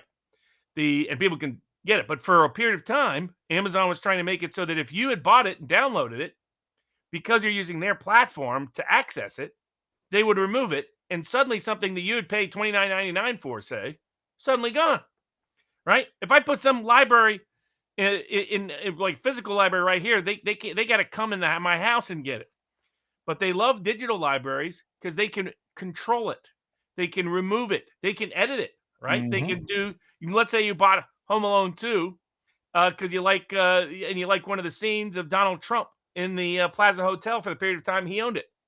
Well, then they would go in and edit it out so he disappeared. And if you went and accessed it on Apple or Amazon, suddenly it wasn't there, right? So that they could they could gaslight you in real time. You know, the word gaslight comes from a play that was produced in Britain that was made into an early film. And the whole thing was someone convincing somebody of something that wasn't true, but doing it by persuading them over time. No, you didn't really see that. No, that didn't really happen. And they want to be able to control that by controlling the actual access to the underlying digital content. So credit to some of these smart lawyers who looked at this and said, okay, if you're going to claim legal ownership so we can't sue to get back our original content that you stole from us, we're going to sue you for consumer fraud. Because what it says on Apple, what it says on Amazon is it says buy. It usually says rent on one side and then buy on the other. So it turns out buy doesn't actually mean buy. Turns out buy means however long we want you to be able to have access to it, which is not every consumer's common understanding of the word buy. It's another area where these big monopolies, these big tech, big monopolies have been committing massive fraud in order to get all their power. And they want to do it to control the narrative. They want to do it to control your understanding of the world, your viewing of the world. Same reason they want to arrest Elon Musk, want to arrest the Telegram CEO. Same reason they're going down that path. The same reason courts don't want anybody to record their own court proceeding. Don't want anybody to broadcast the court proceeding, rebroadcast it. Because they want to say, oh, no, that never happened. I have the official transcript right here, and that never happened. I don't know what you're talking about. That witness never said that, right? And if you do record it and prove they're lying, they'd try to lock you up. So it's this part of the same scam and scheme to basically implement 1984, which they didn't see as a dystopian script. They saw it as a progress path, as something to implement, something to administer, not something to be afraid of and to be worried about. It is amazing because, I did an Unusual Suspects episode a couple of weeks back where they talked about whether or not Disney was actually adding chemtrails to old cartoons. And I'm like, well, that's good. But then what, how do you reconcile that discrepancy with a DVD hard copy? And then we started talking, it's like, do you know how few people have hard copies of old movies, of DVDs anymore? And what happens is the digital version will get changed overnight. You'll never know. And you'll think that you somehow get gaslit into thinking that you missaw something in the original DVD, which nobody's going to have. And it makes it that much easier to literally become the Winston Smith, cutting out, even the old archives, cutting out the stuff, memory holding them. They can do it in real time and you'll never know. And they can control what ought to have, been kept in a hard copy anyhow. Are these archive sites also, Robert, are they in danger? Because I remember there was an issue about the archive sites being taken down or being ordered to take down. Remember how they went after them? They went after them on copyright grounds. So their goal was to prohibit any independent access to independent information, to be able to even control our memory of events by controlling the means of distribution. If in the future all libraries are digital, who knows what the Bible's going to say 20 years from now? By the way, I hold on. I want to bring this up because we have another new member to the community, Bigfoot. Bigfoot, welcome to the community. Robert, I haven't gotten the segue. What do we go into from there? Well, there's the most natural one is the court publishing and broadcasting rules. Oh, yes. Yeah. Well, so this is catching up on this, I hadn't been familiar with this. This is coming out of Maryland, right? Where they had passed a piece of legislation that said you couldn't rebroadcast court proceedings which had been made public by the court itself, invoking something called the time and place rule, which is like you get to do it at a certain time at a certain place, but then never afterwards. And now a bunch of journalists are suing to declare this prohibition unconstitutional. I don't know if it's prior restraint. Is that sufficiently accurate of a summary? Well, it is just one of many examples. So that there's a fight in Michigan currently, that I have a big case in Pennsylvania on it, that essentially what's happening is courts are trying to control the official version, the record of what happens. So under the First Amendment, you have, and under federal common law, and under most state laws and state constitutions, you have a right of open access to the courts. And it's protected under the First Amendment as well, because your right to free speech, your right to freedom of the press, your right to freedom of right to petition the government for redress of grievances, all requires access to the judicial system, access to understanding what's happening in the judicial system. This is what gives the media, for example, the right to get court filings, and why most things can't be sealed unless it meets strict scrutiny from public disclosure. Yet courts have been obsessed with locking the American people out of what's happening in the courtroom and wanting to be the sole and exclusive means of knowing what happened. That only their transcription, only their record, only their approved media sources are allowed to tell you what happened.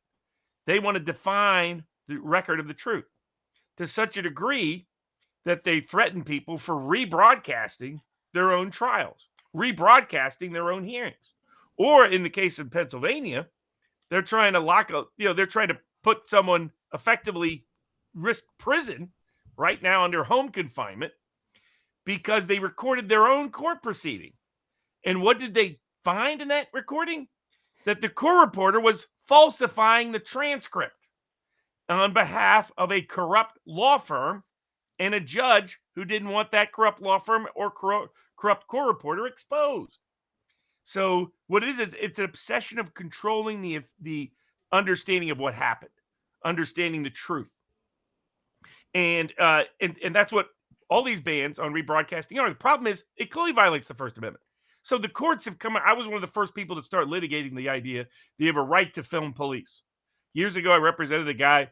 He was at a legal aid clinic. I used to go down there, donate my time. Nobody would take his case. He'd been beat up by cops because he just took photos of a raid. He didn't know he was taking photos of a raid. He loved these different kinds of unique trucks, and he worked for as a freelance photographer, and he loved the new police truck. And so he was like taking photos of the new police truck. Cops saw him, ran across the street, beat the crap out of him, destroyed his film, then arrested him. And what I was litigating was there should be a right to film police, the lawful authority. That this is our duty under the First Amendment. If it's to be meaningful, we've got to be able to see what the people in power are doing in public spaces and places. And so, by the way, turned out that entire police unit was completely corrupt, but that's a whole nother story for another day. The judge was too busy wanting to cover up that corruption and cussing at me. But in the process, by the way, he helped me in another case because he had to disqualify himself from all future cases I was involved in because he lost his temper. But in now courts almost all across the country recognize your right to film police, your right to film and record and publish and broadcast what takes place in public places by public officials doing public tasks of issues of significance to the public. There is probably nothing more consequential in that capacity than a jury trial, than a courtroom proceeding, than an oral argument. And yet, all these courts are prohibiting people from either recording or rebroadcasting. In some cases, in Pennsylvania, they tell you when you come in, you can't even take notes. Only the approved media can take notes. The goal is to control the narrative so you don't know what really happened in that proceeding. Mm-hmm. You don't know what really took place in that proceeding. That it's all subject to the court reporter creating a transcript, and that transcript can, as my client discovered, be completely wrong, be completely doctored. I mean, I've been in courts where federal judges will go like this to the court reporter and start asking questions they have no business asking. like what's the politics of Mr. Barnes' client, to the government lawyer on the other side. Just doesn't want that on the record. So it doesn't exist on the record. Well, we saw that in the Young Thug trial where the one of the lawyers like telling the court reporter to stop. And we've seen how they modify the Joe Biden transcripts of his official speeches to eliminate the flubs, eliminate the brain farts, so that you think it went down. It's like it really is Orwellian. But so I mean, what is the I don't know, like the direction that this is going? Because here's the hurdle. I mean, what we're probably going to need is legislative relief, because the problem is, where do you go currently? You have to sue the judges. You're going to the courts to ask the courts to quit being corrupt. You're going to the courts to ask the courts to quit covering up this corruption. That's the problem. It's one of the flaws in our system of governance, because the judicial branch asserted its unilateral, universal, exclusive right to interpret the Constitution. This goes all the way back to McCulloch v. Maryland and a range of policy disputes that have come up since then. Andrew Jackson, his answer when the Supreme Court wanted to, enforce the bank down his throat, he said, the Supreme Court's made its ruling. They can go enforce it. Good luck with that. Right? That we need more legislative action to reform these laws, to require courts to be, even the Constitution in almost every state and in the United States requires open access to the courts. And the courts have said this is more than just being able to sneak into the courtroom door. It means the right to publish, the right to broadcast, the right to record, the right to take notes, all of it. And yet they're refusing to enforce it because they want to hide. What do they have to hide? These judges easily make fun of politicians who want to hide this, easily make fun of police who want to hide this. Well, what do the judges have to hide? Why are they so scared of public scrutiny? Why are they so scared of public transparency? It makes them look like corrupt hacks. Mm-hmm. And so if they care about the Constitution they took an oath to observe, they'll start to moderate and modify their own rules. They'll start at home where they need to begin to enforce the Constitution. And if they won't or can't, we'll need legislative reform or remedy to get it. Robert, let me bring these up. Just I saw one from Bill Tong, and I want to bring it up here. FD Man 12 says John Milius wrote the Quint USS Indianapolis speech for R. Shaw, edited the speech for the movie Jaws, Conan the Barbarian, Red Dawn, and my favorite Big Wednesday, and many more. King of Biltong is in the house, and he says biltong is one of the most protein-dense foods in the world and full of B12, zinc, iron, and creatine. Look for a healthy snack food alternative. Go to biltongusa.com. Code VIVA10 for 10% off. Cool Tie says hairy toe. And failed policies are killing. Okay, I got that. Now, by the way, I'm bad at doing this. Totally forgot to mention. Robert? Oh, we got new merch. It's look, so I don't know how it happened. I was like thinking, oh, nobody's done this. Put the fist as the eye in the fight. At least I don't think anyone did. And we've done it now. We put it on the merch. It's all here. VivaFried.com. If you want to get the shirt, check it out. It's beautiful. It's beautiful. And it Never Forgive, Never Forget is already out there as well, but you can get on a mug. So if you want that, and then we got Viva Barnes 24 because we are all above average, or we are above average. VivaFry.com. If anybody wants some good merch, what holiday is coming up? I don't know what holidays are coming up or birthdays. Oh, it's Labor Day on Monday. Oh, it's my anniversary with my wife tomorrow. So maybe I'll see if I can get rush delivery of a fight hat for my wife. So you chose Labor Day as the anniversary date. Well, yes, and for anyone who wants to do math out there, all three of our children are born in July. So I add that as 9.5 months from September. But Marion tells me my math is off for some reason. All right, Viva Fry. If you want to get some merch, guys, what did we have next? I knew what I was going to segue this into. Hold on.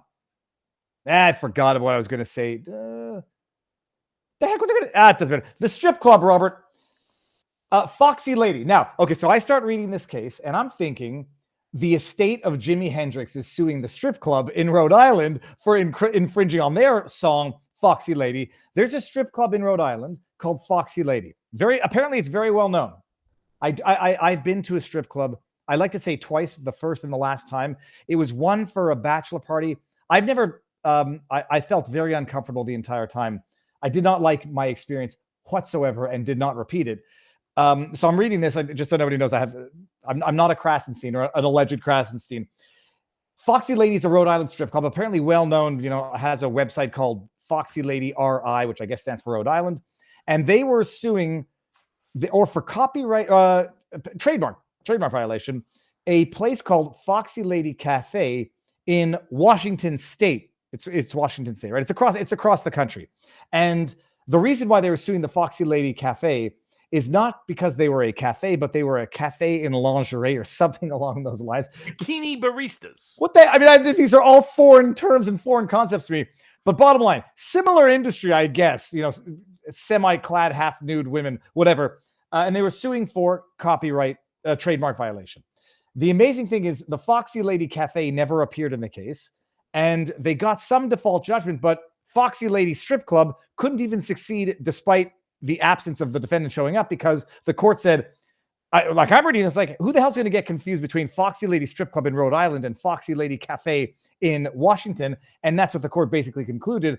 But they said, too far away, there's no real risk for confusion, geographically delineated areas, and sufficiently separate business models of sorts.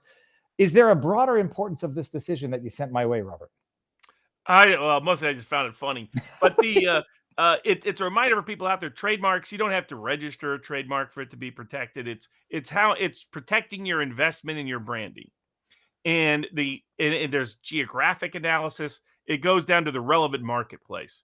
Does the relevant marketplace, considering the similarity of the trademark, considering the commonality of the trademark, considering the geographic location of the business utilizing the trademark, will the ordinary customer going, in this case, to this coffee shop think they're getting the same experience as the Rhode Island strip club in such a way that it diminishes the value or illicitly profits from the trademark of the Foxy Lady Strip Club in Rhode Island?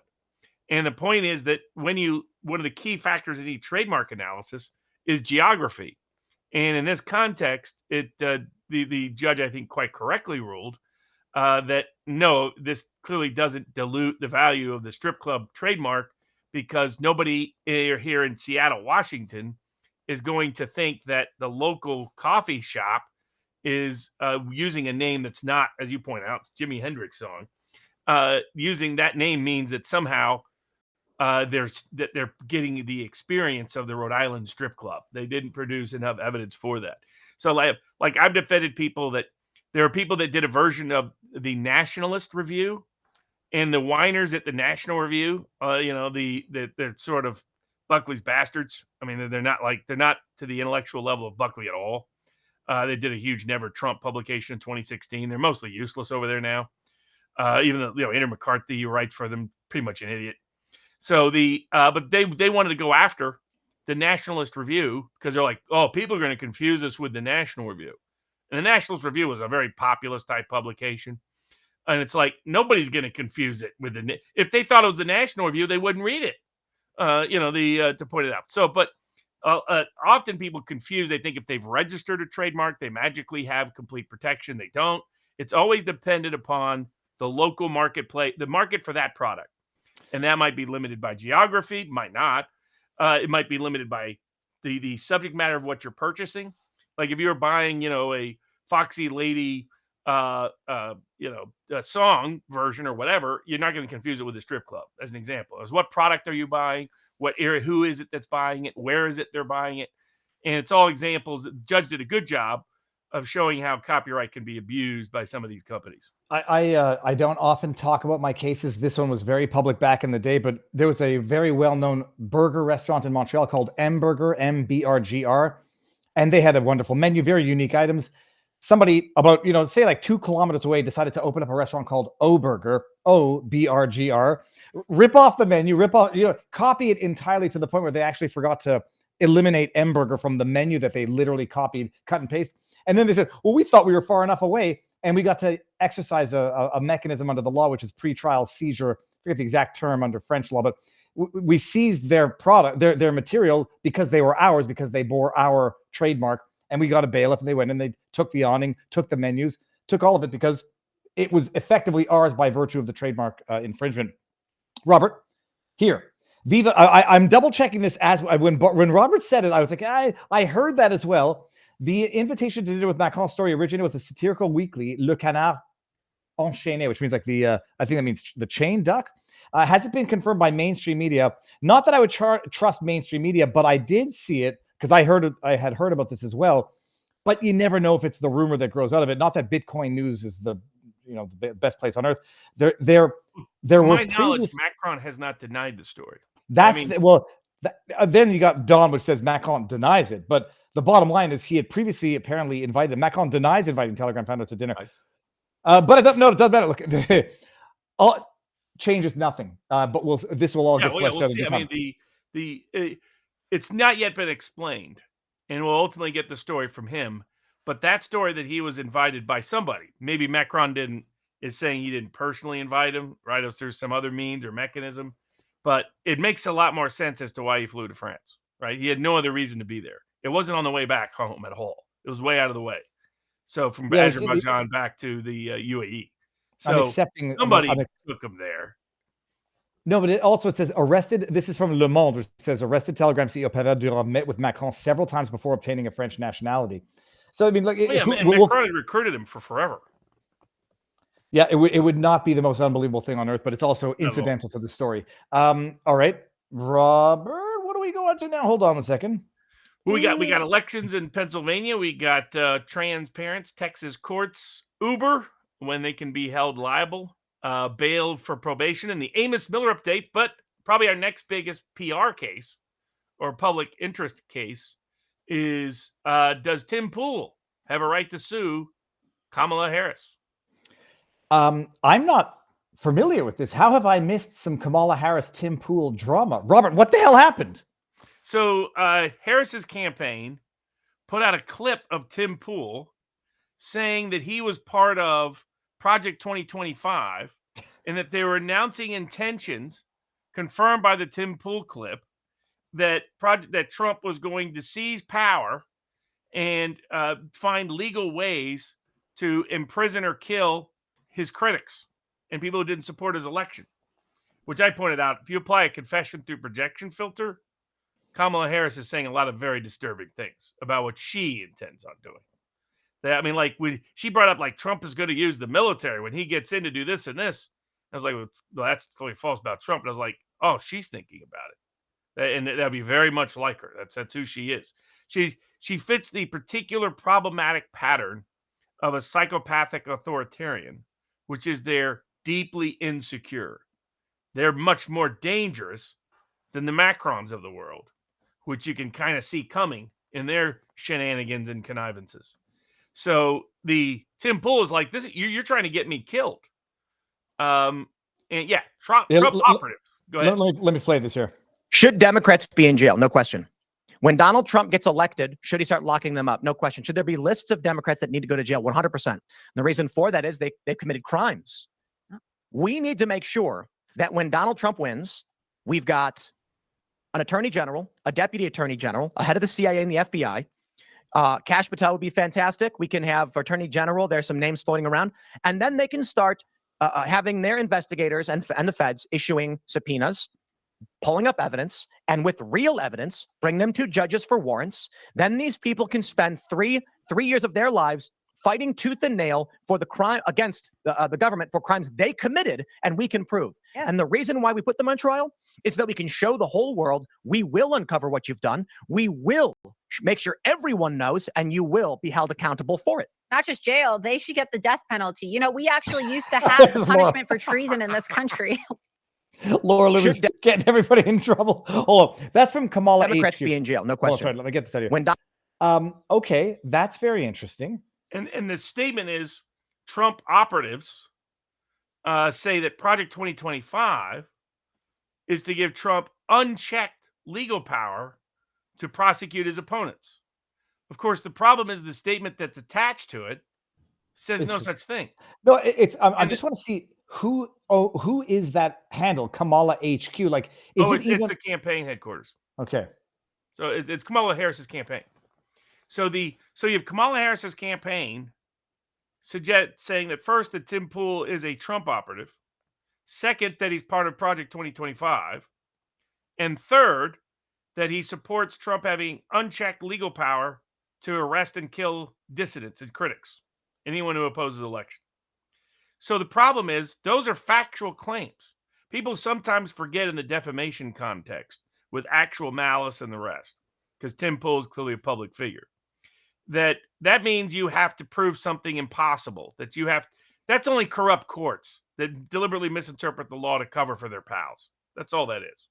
Run it. So that's always a risk you face, but it's not a risk from the law. It's a risk from the corruption of the people who are supposed to enforce the law. So if you look at this, is an opinion can be the basis of a defamation case if that opinion implies statements of fact. Doesn't even have to explicitly make those statements of fact. But here you have 3 statements of fact. Is Tim Pool a Trump operative? Is Tim Pool part of Project 2025? And did Tim Pool say he supports Trump having unchecked legal power so he can imprison anyone who opposes the election? Those are 3 factual claims. They're all patently false. The way they may try to weasel out of it is to say, well, we attached the underlying statement. And so that modifies or clarifies our further statement. This is when you attach the underlying statement, at times that can inoculate you from a libel lawsuit. Problem is, it doesn't inoculate at least 2 of the 3 lies, and arguably all 3 lies, because they're using that as further proof, but there's nothing in that statement that clarifies the first 3 facts are false, patently false. So he's got a clear defamation libel claim against Kamala Harris and the people running the Kamala headquarters site, which even after that was exposed, they refused to correct this. They refused to take it down. Democrats have further spread it everywhere. I do wonder if it's going to turn out that it's actually not an official Kamala Harris campaign, whatever, and it's somebody who's just a diehard fan and transform their existing Twitter handle into it. Not that it would change anything; it'll just change who he gets. It did, but then everybody who has retweeted it, everyone else who has shared it in support of it, as opposed to just retweeting to draw attention to it, anybody that owned it as their own statement could also be subject to suit. So the republishing something to a new audience is its own independent individual act of libel. So so we'll see what happens, but it shows the degree. It's part of a consistent pattern that these people are doing of launching attacks on anybody who's independent. So if you're independent in the press, or you have an independent platform, if you're Elon Musk, if you're Chris Pavlovsky, if you're Pavel with the Telegram, if you're Tim Pool at Timcast, they are threatening and they're libeling you or doing things that put your well-being at risk. And Tim Pool has been repeatedly subject to bogus efforts to swat to his home and his business. Yeah. So but it shows the nature of who these people are, that they would deliberately miscarry. And the other thing is, what I also thought it was useful for, it's confession through projection. They're telling you what they're planning on doing. They're already doing some part of it, but they're planning on escalating big time and going after. There's a reason why Elon Musk is getting much more assertive. A reason why Robert Kennedy made the decision he made. That these are people that see this election as a rare, defining election that can dictate the future of the world. Do we go into World War III or not? Do we have food freedom or not? Do we own our own bodies or not? Do we have the right to free speech and free debate and free thought or not? Do we have access to the truth, or does the government get to control that from us and keep it from us forever? That's what's on the ballot in November of 2020. And they're telling you by what they accuse Trump of is what they're planning on doing. Let me see. There were a couple of chats, and I think Rumble rants, and I unfortunately... No, here we go. Okay, let me bring this up because they're on point, or at least specifically on this issue right now. Tim immediately took down that episode. Tim never allows any... Well, first of all, I know this. I've been on Tim's channel close to 10 times now. Never. I never get there either, so it's not a concern for me, but absolutely never condones hurting, unaliving anyone. John Milius wrote... Okay, I got that. So... Well, that's pretty amazing. I'm going to go out and I'm going to tweet something out about that after this episode. I hadn't heard that. It's all right. So we're 2 hours in now. What do we want to finish up a couple more here and then take it on over to the after party? Yeah, sure. We got the Pennsylvania elections we could probably cover here, and then we got the new Texas court trans rights or parents' rights concerning trans identity issues in schools, when Uber can be held liable for the bad things that can happen to Uber drivers, whether you still have a right to bail and other rights. Are you in custody when you're in under probation? And then there's a few questions. Oh, Yeah, and an well, Amos Miller update. let me, because I'm familiar with it, the Uber decision is interesting. It was the estate of a murdered Uber driver suing Uber for failing to, I don't know if it's a due diligence of care for their workers, or not, they're the people who contract with them. This guy got a call, client pickup. Apparently, it was a suspicious profile. Shows up, gets murdered. Gets murdered. And the family sues Uber, saying you failed and you owed a duty of care to the people with whom you contract as Uber drivers. You didn't because you failed to implement warnings for suspicious profiles, anonymous profiles, and other duties of care.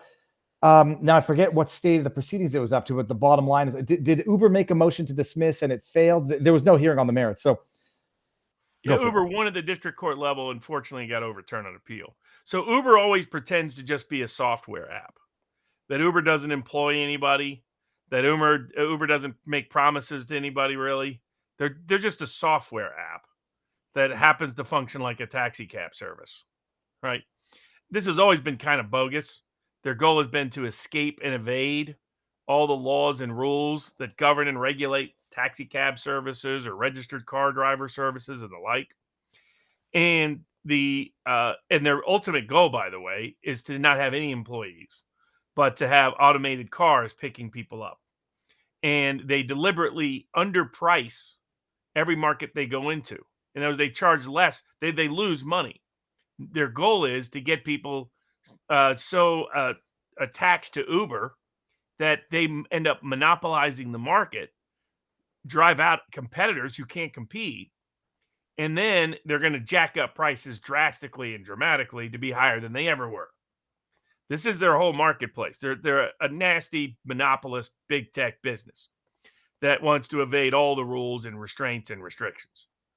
And so they provide a good service because taxi cab services were mediocre in a lot of cities. So they stepped into a good market gap, but the way they try to use their power is a lot like a big tech corrupt company more than it is an honest competitor wanting to provide quality service to its employees.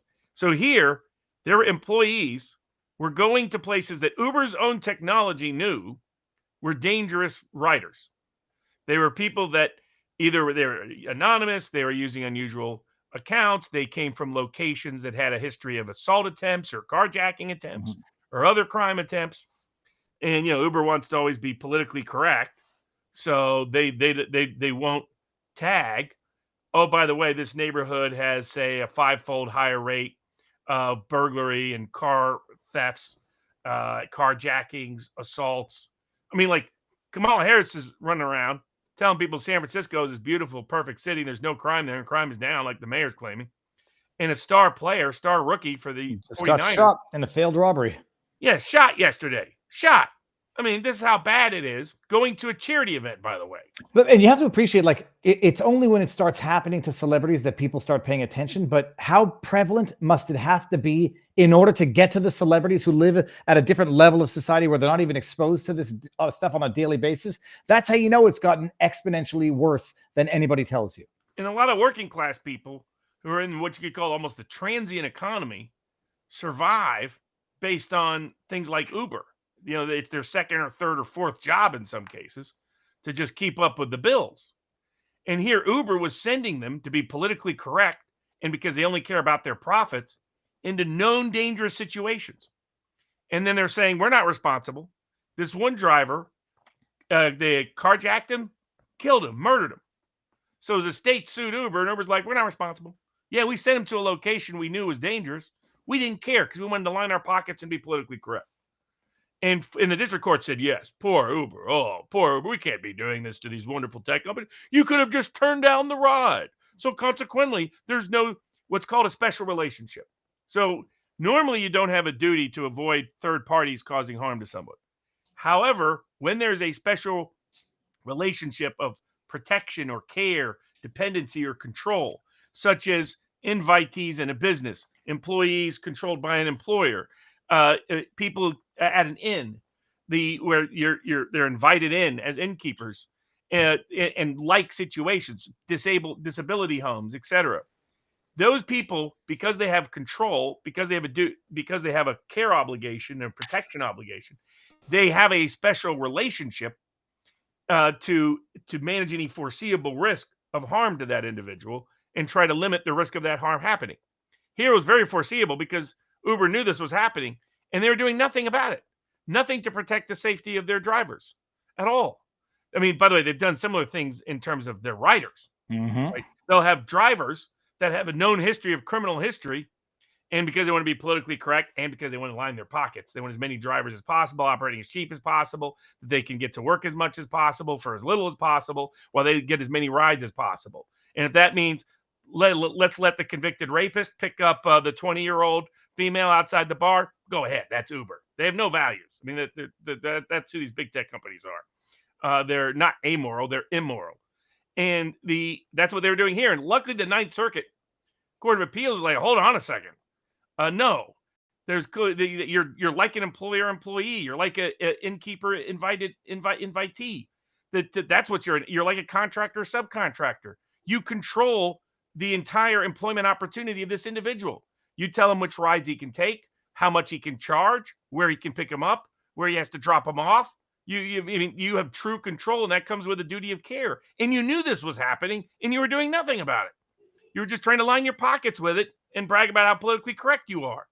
And thankfully, the court corrected it, said, yes, Uber can be held liable. Uber does have a special duty of care to their drivers.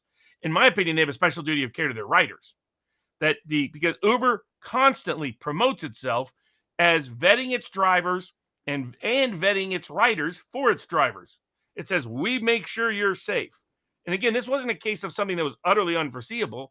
It was something that Uber knew that specific incident there was a substantial risk of because of the red flags associated with the driver and the location of the rider client and the location of the rider. So thankfully, some of these big tech companies finally being held to the same legal standards as everybody else. Well, especially since the technology is not even that hard. Give it a warning or Yeah, you just say it's higher risk. You just let them know, and then they can make a choice knowing it's higher risk. But they weren't. But they knew that most people would be like, most drivers would be, nope, no thanks. Do I want a 30%? Do I want to get a regular fee for a 30% increase that I get murdered or killed today? I don't think so. I was talking to an Uber driver I had in Milwaukee she was a black woman, said, I pick up everyone from everywhere. And I was like, it's, I guess, noble in a way, but ridiculous. In Toronto, I had an Uber driver who says, there's places in Toronto, I won't pick it up. It's not worth it. I don't need the $30 fare. I'm just going to go home early. It's wild. All right. Pennsylvania. They were trying to not have ballots that were improperly dated, mail-in ballots that were improperly dated or not dated, counted. And a court came in and said, no, an incorrect or absence of a date on the outside of the ballot is not going to be sufficient to discard that ballot for mail-in voting. You're going to maybe have to explain to me why I don't think that's a big problem. I don't know what relevance the date on the outside of the envelope would have if it's a mail-in ballot and gets stamped at the post office, but maybe I'm just superficial thought here and I'm missing something. What's the deal? So it's two separate issues that they dealt with last week. And this is the Commonwealth Court of Pennsylvania, where Amos Miller's case is currently pending. So the Commonwealth Court assigned a special en banc panel because the presiding judge is a judge of certain known political preferences. So because she said it was an election dispute, she assigned the panel, and the panel magically on both of them included the same Democratic judge who illegally imprisoned 2 farm workers who worked in the Amish farm community earlier this year. So he's a judge who likes to abuse his power and pursue politicized objectives. The 2 cases pending before the Commonwealth Court was, one, were they going to be hyper technical in interpreting the rules in a kind of a crazy way to exclude Cornel West from the ballot? And on the other one, were they going to enforce the rules for mail-in ballots that were the basis of the legislature even passing that law in the first place. And guess what which technical rules they decided to enforce? They decided to enforce the technical rules to prohibit Cornel West from being on the ballot. And guess what doctrine they used? Latches. Latches. Guess what they said was so inequitable, so abusive to even bring a petition? How long do you think they said was, that's crazy that you took this long to sue? 2 weeks? Yes. 14 days. Any lawyer that can't file suit immediately and that sues just 14 days after the incident arose that's latches. You don't even deserve access to the court. It's so obscene and absurd for anybody who's practiced law to gather the facts, to draft the proceedings, to finalize your solicitor-client relationship, to get it served. I don't know. I presume you have to get it served before you can get it filed. Obscene and absurd. Okay, sorry. So, and it was excluding Cornel West from the ballot, even though the people of the state of Pennsylvania have already shown they want Cornel West included on the ballot. And it's not a coincidence. Cornel West draws overwhelmingly from Kamala Harris. So the goal is to exclude him from the ballot in order to help Kamala Harris in a state she has to win by almost everybody's estimations in order to win the presidency. And then they turn around and all of a sudden, well, we can't be enforcing these technical rules. This is an election after all. We have to respect them. The same group of judges on both panels, that same corrupt Democratic liberal judge, specially assigned by the presiding judge who is abusing her power to help rig the elections in Pennsylvania for her Democratic ally, Kamala Harris. And they say, oh, no. We can't enforce the mail-in balloting rules. No. Because that's asserting technical detail over the importance of the right of voter expression and association. So, as the dissenting judge pointed out, he called it a ridiculous ruling. The reason is this. The reason for these rules is these rules are there designed to protect against various forms of fraud. So, if somebody puts one date on the ballot, that's a different date than the date it's sent into the mail, that can be a red flag that something's wrong with how that ballot was handled or processed or submitted in the chain of custody. If they list a date that's after Election Day, then there's a good chance it actually was after Election Day, and somebody at the post office has just changed the postal date. It's a serious problem. There's already a major lawsuit brought against the U.S. Postal Service for doing that in the 2020 election, currently pending. This is what the court didn't want to talk about, and frankly, because the Republican Party didn't, I think they should have had more aggressive lawyers litigate this case. Explain what this is. But the underlying basis of it is this law that authorized mail-in balloting to be done at this level anyway in Pennsylvania, which used to be very rare. You used to have a special excuse to vote by mail because we don't trust voting by mail. Republicans said, look, we'll agree to allow all this mail-in voting if you agree we're going to strictly enforce these rules. And if for any reason these rules are struck down, the whole law is gone. So how does the Commonwealth Court avoid that? They pretend that part of the law that says it's non-severable doesn't apply. They just make up the law. That's how corrupt and partisan these judges are. And again, they were handpicked by the presiding judge to deliver these rulings, and they delivered rulings that contradict each other in the same week. That's when people said, why am I concerned about lacking confidence in the Commonwealth Court for Amos Miller's case? These are some of the judges that are up there.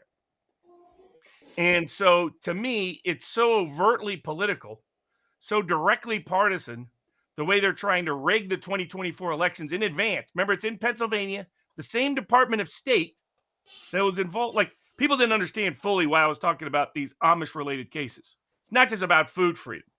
It's that it was exposing systemic problems in the Pennsylvania bureaucracy and in parts of the Pennsylvania judicial system that are not respecting core constitutional rights and liberties, like the freedom to be free from illegal imprisonment, for example, in the case of Wentworth and Her.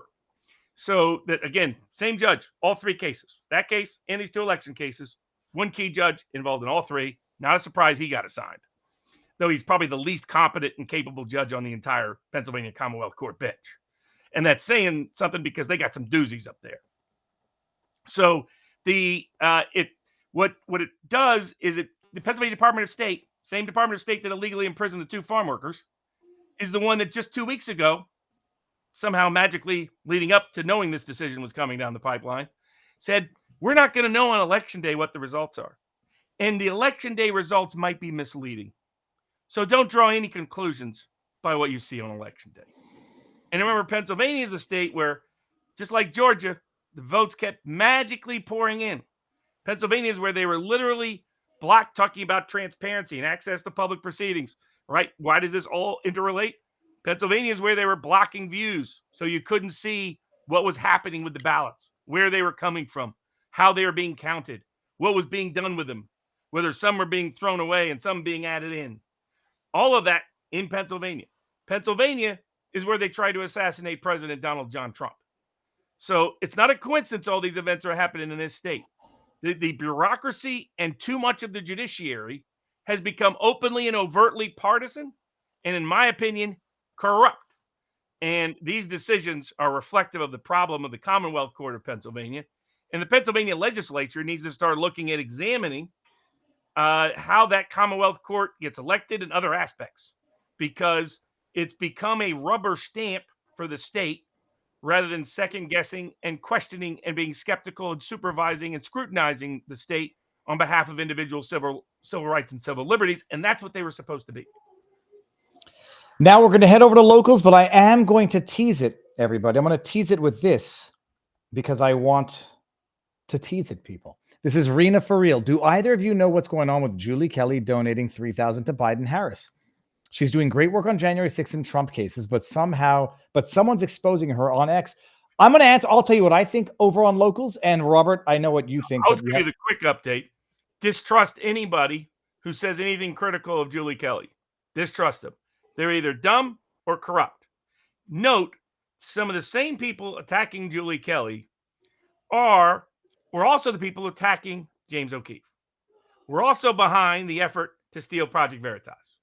These are people not to be trusted.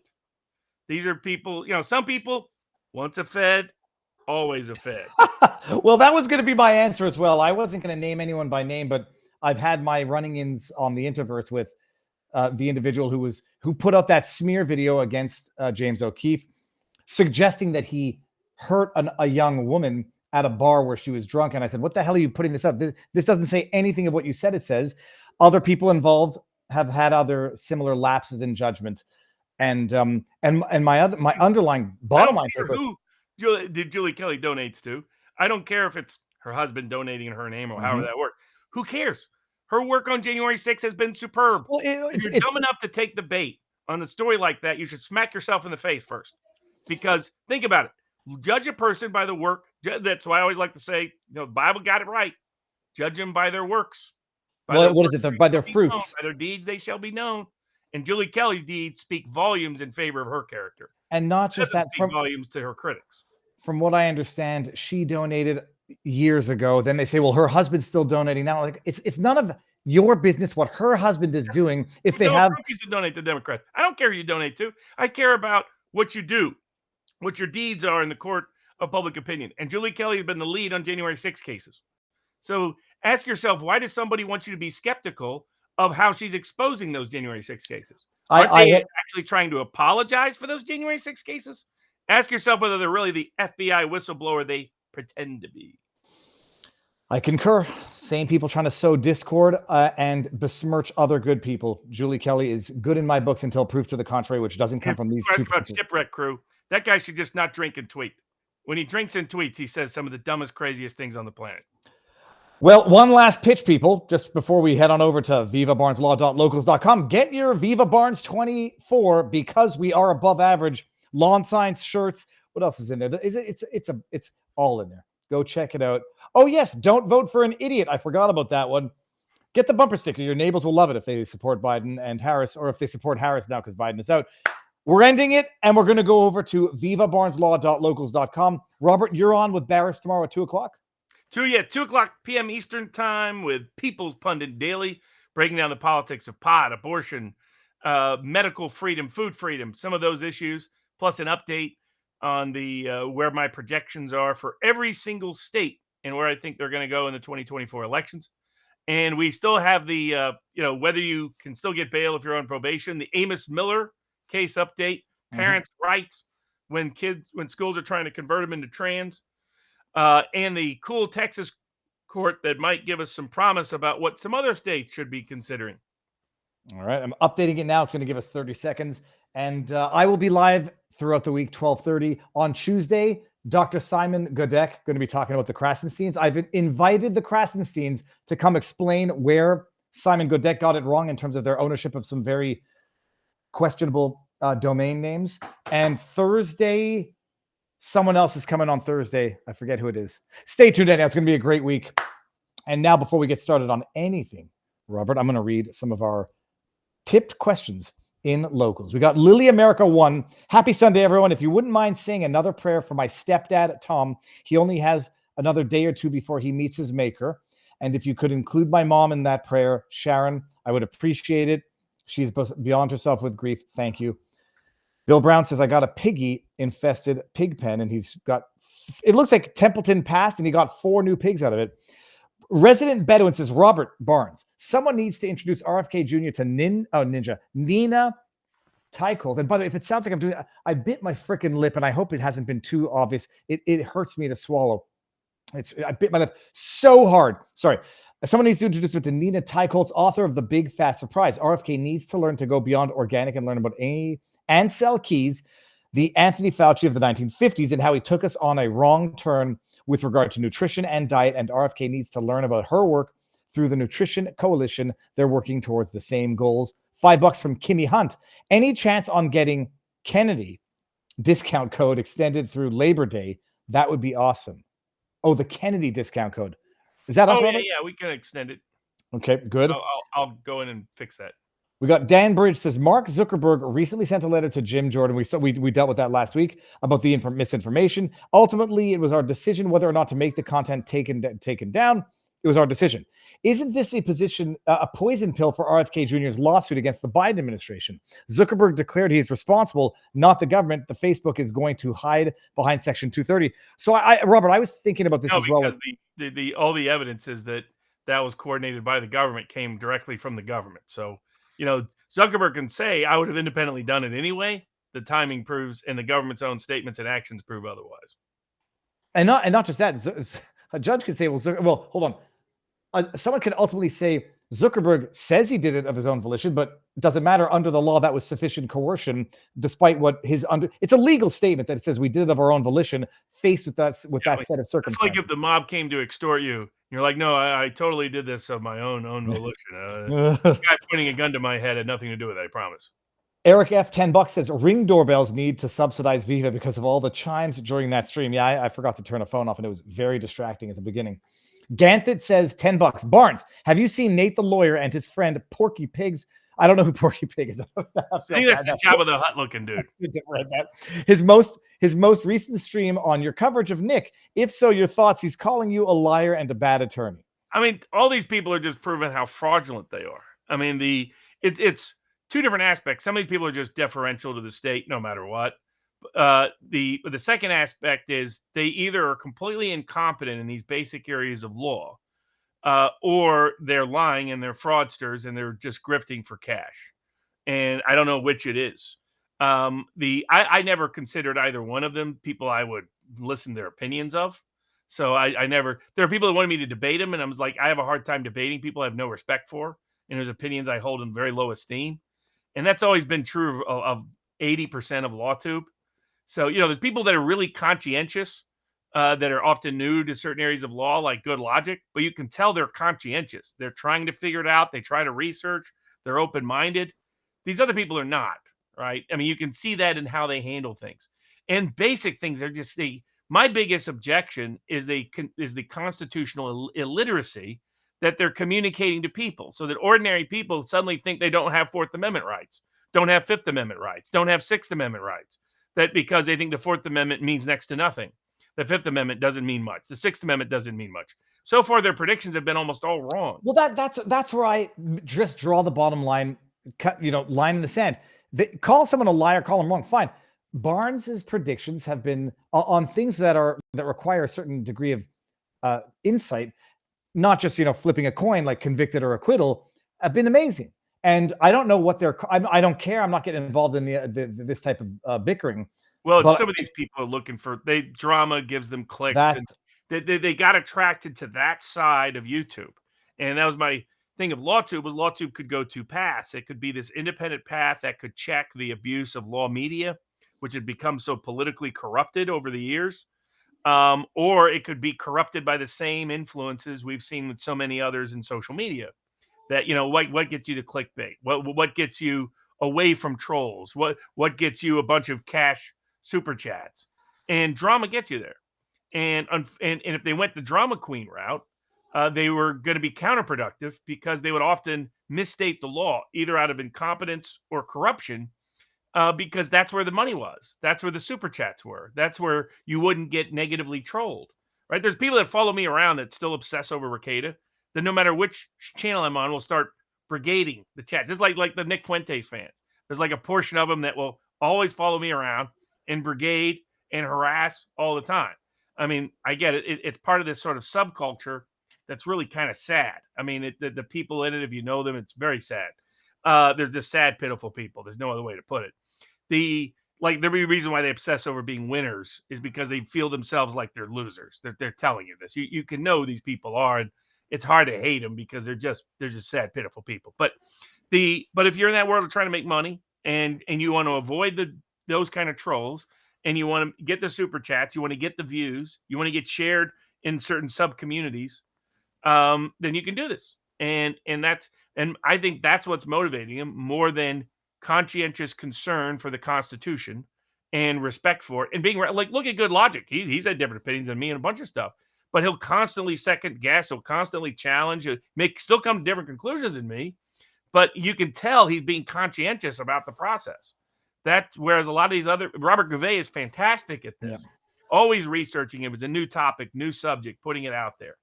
Unfortunately, other than us, Good Logic, Robert Gouvet, the rest of the world in LawTube looks at legal schmeagle, and they figure out, hey, that's the ring I got to chase, and then that's the precious that they want, and sadly, it corrupts the quality of their intellectual analysis. Stingray $5 says video games are the same way you pay $60 to $100 for a game, yet you don't own it unless you don't buy it on a CD or a DVD.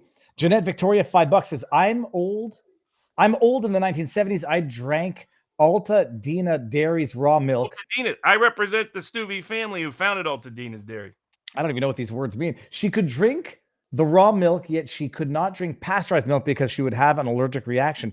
Yeah, people don't pay attention, or some people don't know exactly, even the machinery that's used to pasteurize it.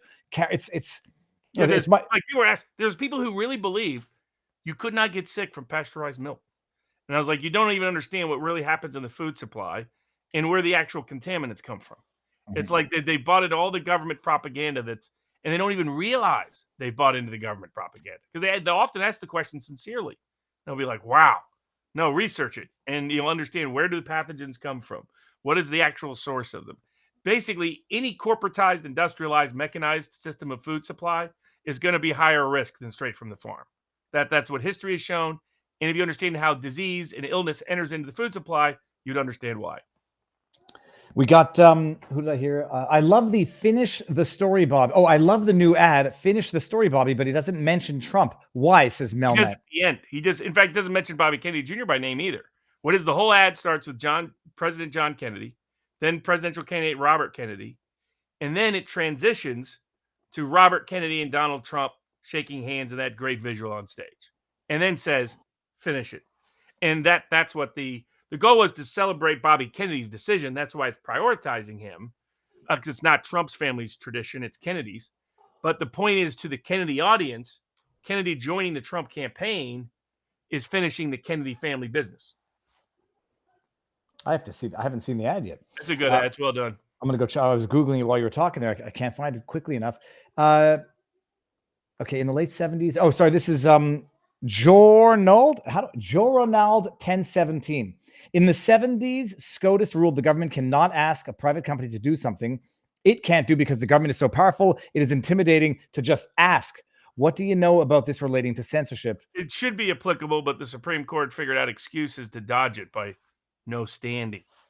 Now, I know that you think Carrie Lake is going to win. That was a $1, but Carrie Lake, you believe, is undervalued. She's at least a 60% favorite. And If you think Trump's going to win Arizona, bet on Carrie Lake. I have a bet in on Carrie Lake and against the other person. I forget who the person is. D Love 652, $5. If Kamala tries the "Excuse me, Mr. Trump, I'm speaking" line, his response be, "We all hear you speaking, Kamala. We are just waiting for you to say something intelligent. Then wait until she starts talking and interrupt again and add, 'We've been waiting 4 years.'" In fact, that would be quite funny. VCCO says $5. Any chance Zuck comes over to our side? I wouldn't trust him even if he did, but I would accept I think the he wants to be gesture. perceived as neutral, and I think he wants to get out of the ensnared world he's found himself in. The right. This is from Ganth. It says, "Viva. The right to freedom of speech doesn't pertain to just Americans, but anyone that is subject to the law of America, i.e., the 14th Amendment."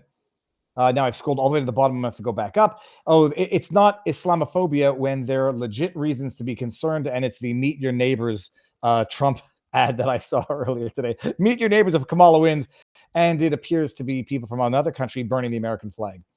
That's Yael Rivka. Then we got Sec 808 or Sec Bob. No, it's 808. That's not BOV.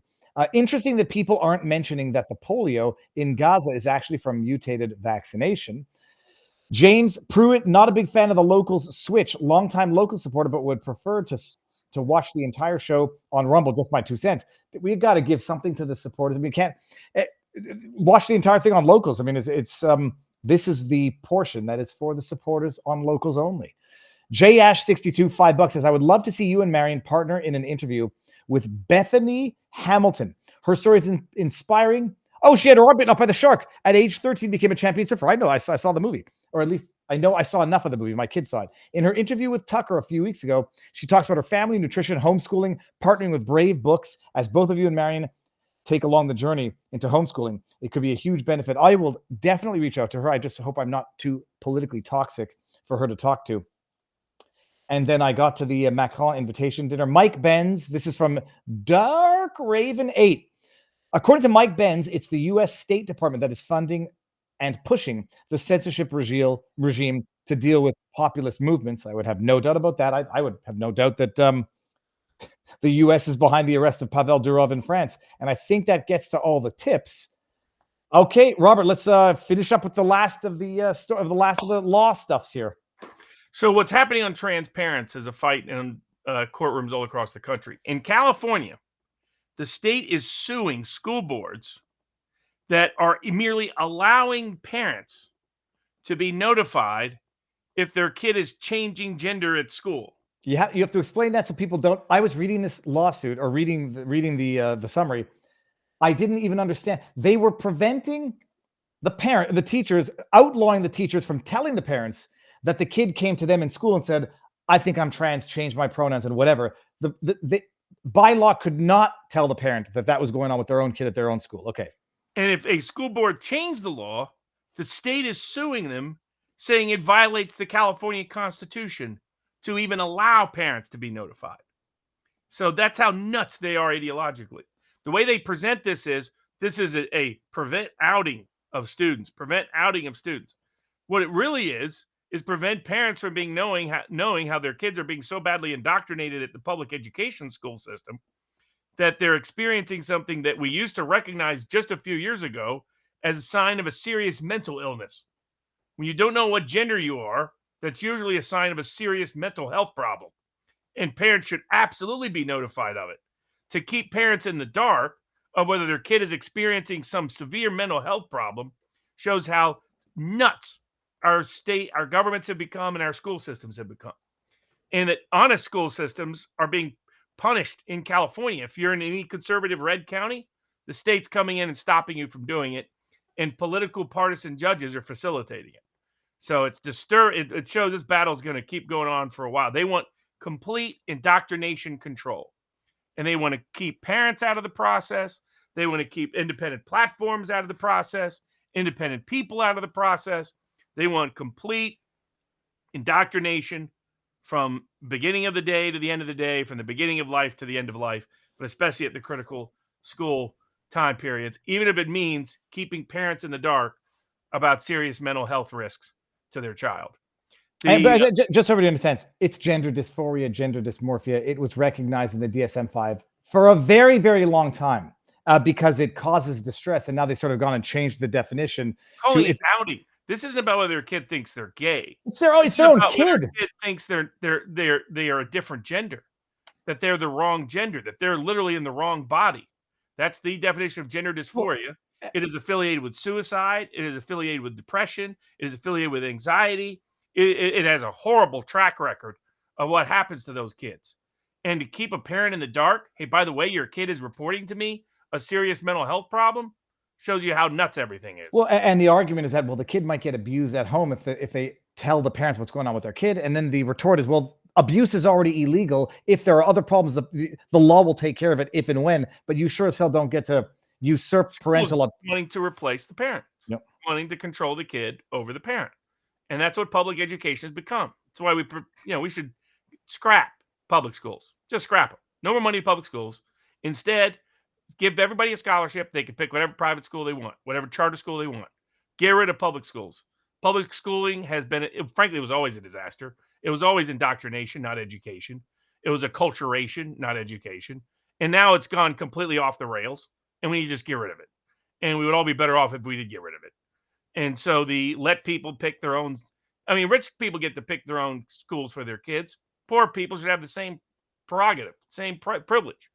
And there's enough taxpayer dollars already spent on all the big fat bureaucracies in our school system that can be diverted to more successful and parent-driven educational structures. All right. Which one next? Speaking of insane legal systems, in the state of Pennsylvania, apprised me this week in a court hearing I had that you're not entitled to bail pending appeal if you're put on house arrest, because probation is not a sentence. And it's like, since when? So, so hold on to say the bail would be that there would be postpone the house arrest because maybe there should be no sentence if we went on appeal. And they're like, well, you're not really being sentenced. See, like they figured out a new exception. It's to get as many people on probation as possible because they believe probation is an exception to all forms of constitutional constraint. For example, in Pennsylvania, once you're put on probation, the judge just checks a box that says all the terms and conditions, and basically they delegate their judicial duties to the probation officer, who then gets to decide what rules govern you. They get to decide, here's some of the things they're doing in Pennsylvania, requiring all probationers to take a psychology test and take a psychology exam, of which, again, is not sealed, not confidential, not private. Requiring them to subject themselves to any medical testing or medical care they require. My guess, if I went back and looked, I'd find them requiring people to take the COVID vaccine. That they require them if they want drug testing, alcohol testing, any other kind of testing. You're basically their guinea pig. Third, you have to sign a waiver of all of your medical records for all time, so that they're given your entire medical records. You have to disclose all of your financial records. You have to disclose all of your personal associations and affiliations, all of your political associations and affiliations, all your religious associations and affiliations, everybody you're connected to. It is mass. It is the surveillance state in mass with no right to privacy. They can search your home and search your car and search your person anytime they want. Simply, they just show up at the door. They can basically take away your right to go to your hairdresser. I mean, that's how nuts they are. Like, no, we tell you whether you can get your hair done or not. I mean, that's how nuts it is. So it's a complete deprivation of First Amendment. They'll tell you whether or not you can go to court. They'll tell you whether or not you can file a lawsuit. So it's complete suppression of First Amendment rights. Oh, they take away your guns.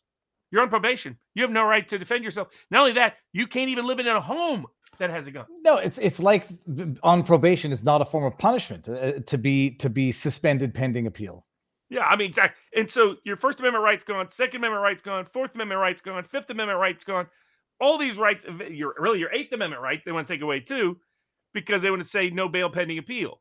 So because they know they can basically railroad somebody, strip them of all their rights, subject them to mass surveillance and mass control, And even if 2 years later the court says this person never even committed a crime, so what? Now you have all their information. Now you have all their intel. Now you've practiced the experiment of subjecting them to complete state control.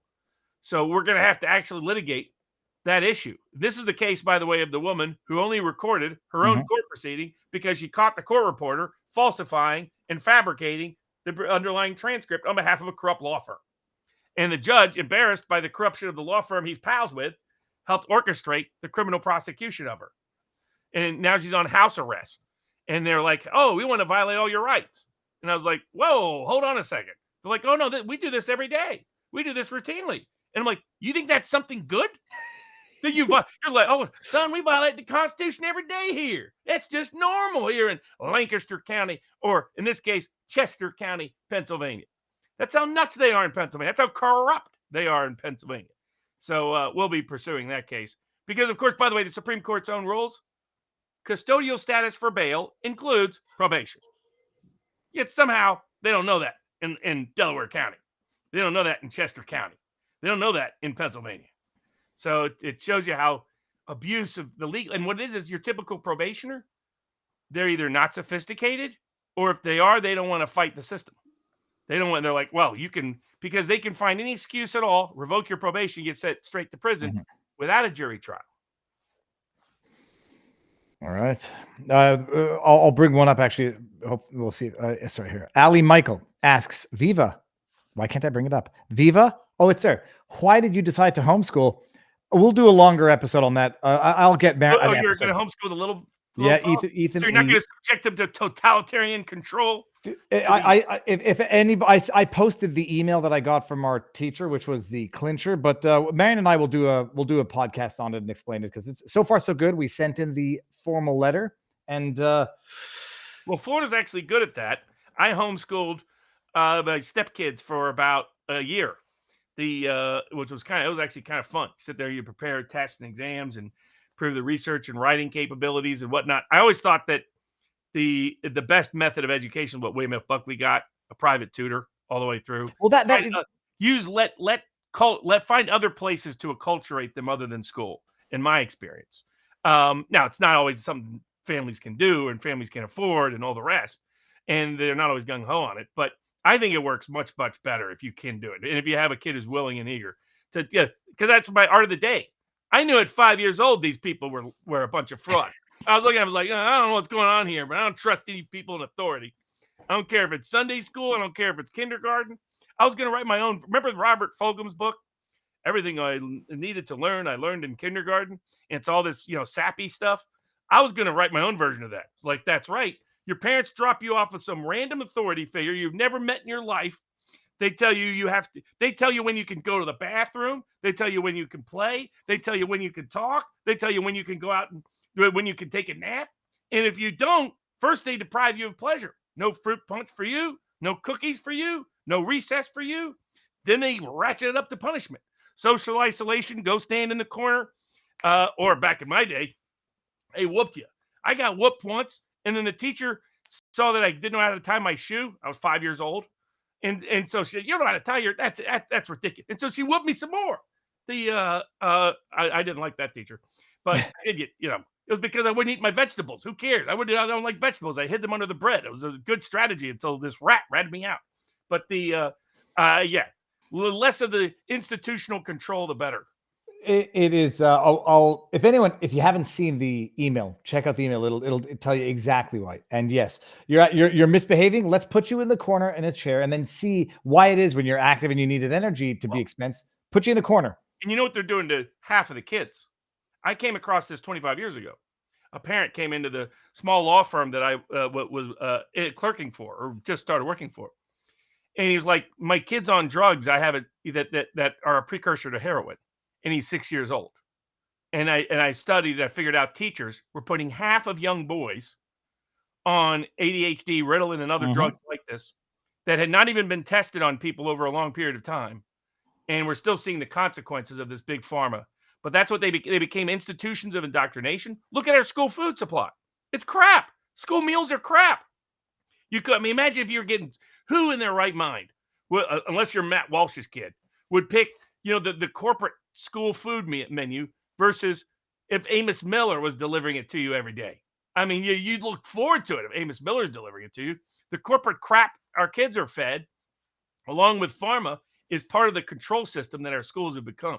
And all these bossy these bossy bureaucratic types that have taken over the teacher's profession, that, you still have I had the benefit of some conscientious teachers, but you got too many bureaucratic types that a little Kamala Harris is basically waiting to happen in our school system. Agreed. Robert, well, let's see here. We got, would love to see Rob Noor on the show for politics. Jay Dyer is deep state religious topics, and Andrew Wilson for cultural issues. Screen grab that. SRN, Robert Barnes, I know someone that needs your help. He can't get a traditional job because of a monopoly. Big Lawn has Viva's kids scared of cutting grass. Please help him. All right, well, that's it for the tip questions. Do we have any more subject matter questions? Yeah, a few of the, so on Amos Miller, big win this past week. We got the court, the government had requested to immediately stop him from being able to sell food anywhere. That was assigned, that was an emergency stay application. That judge of the Commonwealth Court of Pennsylvania denied the state's request. Recognized what the state was trying to do was circumvent all the standards for injunctions. So the standards for injunction is you're very likely to win on because you're getting the benefit of an outcome before you've gone through the full trial and discovery process. The adversarial and due process we consider necessary to come to an adequate and accurate judgment. And you're saying, hey, judge, let's short circuit all that and make a ruling at the very beginning of the case that decides the case. So the first prong is a strong likelihood of winning on the merits, but it's not the only prong. The concern is if the court is wrong, who is harmed more? If the court should have issued the injunction and doesn't, how is the one party harmed? If it grants the injunction and shouldn't have, what does that harm look like? You weigh the two. And that's where you get three other factors. And those three other factors is, do you cause irreparable injury, or who suffers irreparable injury if in fact relief is or is not granted? Are any other interested parties hurt or injured by granting the injunction? And third, what's the public interest in all this? The government's reaction all the way through has been just skip factor 2, 3, and 4 because they're the same as factor 1. We have irreparable injury because we're right on the law. We have there's no harm to the Millers and there's no harm to his customers because we're right on the law, and you have no right to do illegal things. And there's no harm to the public because we're right on the law. So again, basically they were trying to erase standards 2, 3, and 4 and make it indistinguishable from test, the first part of the test. To the credit of the judge was like, that's not how this works, or we wouldn't have standards 2, 3, and 4. We wouldn't have prong 2, 3, and 4. And said that clearly there would be harm to Millers, and that by itself means we can't grant an emergency stay until the guy gets his day in court. They did accelerate the timetable for the substantive brief, again, still on the preliminary injunction issue. So we have to finish our brief in a week or two, and we're going to have oral argument the first October 7th to 11th, sometime in that week in Pittsburgh, Pennsylvania. Hopefully one of the judges assigned to the panel won't be the judge who I'm suing for illegally imprisoning 2 farm workers. But I mean, we got a good judge on the Commonwealth Court, newly elected to the bench, very conscientious, comes from more of an academic background. There's a lot of other judges up there that aren't fit in that category. So we'll see how that goes. But so if you're out there, it's now still a good time to stock up. At AmosMillerOrganicFarm.com, you get a lot of great food. You can get that great. Maybe, now that I think about it, I think I'll order a special gift package for Matt Walsh. I'll send him a package and say, here's what real milk tastes like, Matty. Here's what real food tastes like. And remember, you can do that for your friends and family. If you have somebody if you know somebody that could benefit from this, you can order it and have it delivered to them. They'll ship the unpasteurized milk. Oh yeah. They ship everything. You get the milk. I get the milk all the time. Remember, that's what people thought I was doing cocaine. They're like, why is Barnes so pumped up all the time now? And it's like, there must be something in that milk. And the government thinks of it as cocaine, but it's all the upside of cocaine without the downside. That's Amos Miller's organic milk. All right, we got pumpkin pies are coming ready. So those pumpkin, we did as a special fundraiser last year. We might do some more mini pumpkin pie. Those things were amazing. The way you put the stuff on top of it. There's no bad food from Amos. I've yet to have a single bad food or bad meal from Amos Miller's. Susie C says thank you, and Merchant Marine says just saying thank you for all that you do. But if anyone's looking, I was playing with my piece of pyrite all night. This is a beautiful little thing of pyrite that I got. Robert, is that it? No, we got the new Texas court, and then we got. Oh yeah. Well, okay. The new Texas court is interesting because I can see how Democrats are freaking out about this. Basically, this is like court packing for Republicans in that they don't like the bias nature or the partisan nature of certain judges, and so in Texas they've created a new court called the 15th Circuit. It's a problem I've been identifying in all of these, even conservative states. They have liberal jurisdictions that determine any issue involving the state. So in Georgia, you're stuck litigating election contests. You're stuck litigating any issue with the state in Fulton County, which is like 80% Democratic. The same is true in almost every state. Tennessee, you're stuck in Nashville, liberal Democratic jurisdiction. Texas, you're stuck in Austin, liberal Democratic jurisdiction. Florida, you're stuck in Tallahassee, has a bunch of liberal Democrats in Tallahassee. So what I've been telling conservatives now for a long time and advocating for is strip these Democratic jurisdictions over control of issues of statewide impact. Create special courts that are elected or appointed statewide, that preside statewide over issues concerning any aspect of the state. When you have problems like this, when you have Democratic monopolies on conservative states because the capital happens to be in a Democratic area. And Texas finally took up on it. And Texas like, we're not going to let the crazy communist of Austin, I mean, we saw that joke of a proceeding and trial involving Alex Jones. Mm-hmm. That court is a mess. We're not going to let them decide all issues of statewide impact or state government anymore. We're going to create a separate court just to deal with statewide issues, and those judges will be elected statewide. And that's what has the liberal Democrats climbing a wall, because they realize, oh, we always lose statewide elections because nobody wants us to be statewide judges in Texas.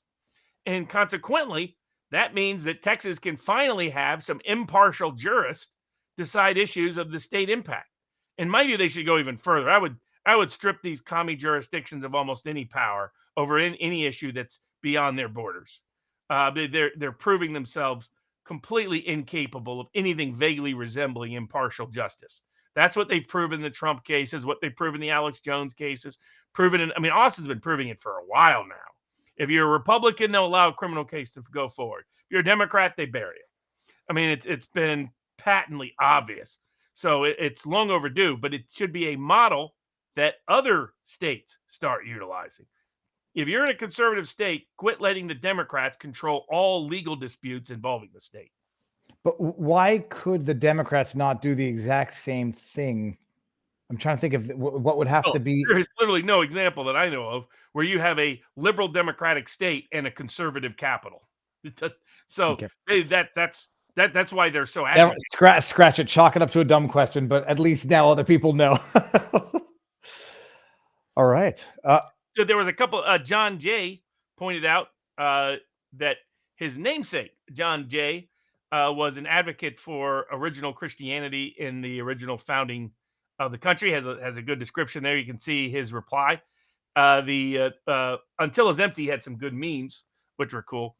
Somebody asked about cameras at drop boxes. I'm still investigating what the law is in each jurisdiction, but it would be helpful. And cameras at drop boxes is directly related to my theory that anything public activity related should be subject to public review and public scrutiny. And, why not have cameras at drop boxes? What are Democrats scared of? This is when you're taking a ballot to a drop box, that's like walking into a public voting station. And there's no, and you can be filmed there. So why can't you be filmed at the drop box? So I think you should have a constitutional right to it, but we'll see how that gets litigated. Somebody asked about, could DAs prosecute people for censorship? Any DA can prosecute anybody for violation of law in their jurisdiction. And I think some of the censorship activities have violated people's core federal civil rights and civil liberties. Somebody asked about dentists denying care. Sadly, this is an ongoing tradition. If we're going to establish medical freedom, part of it's got to be to limit the ability of the medical profession, hospitals, emergency rooms, and doctors from discriminating against people based on other medical choices they've made, unless there's some compelling basis to do so.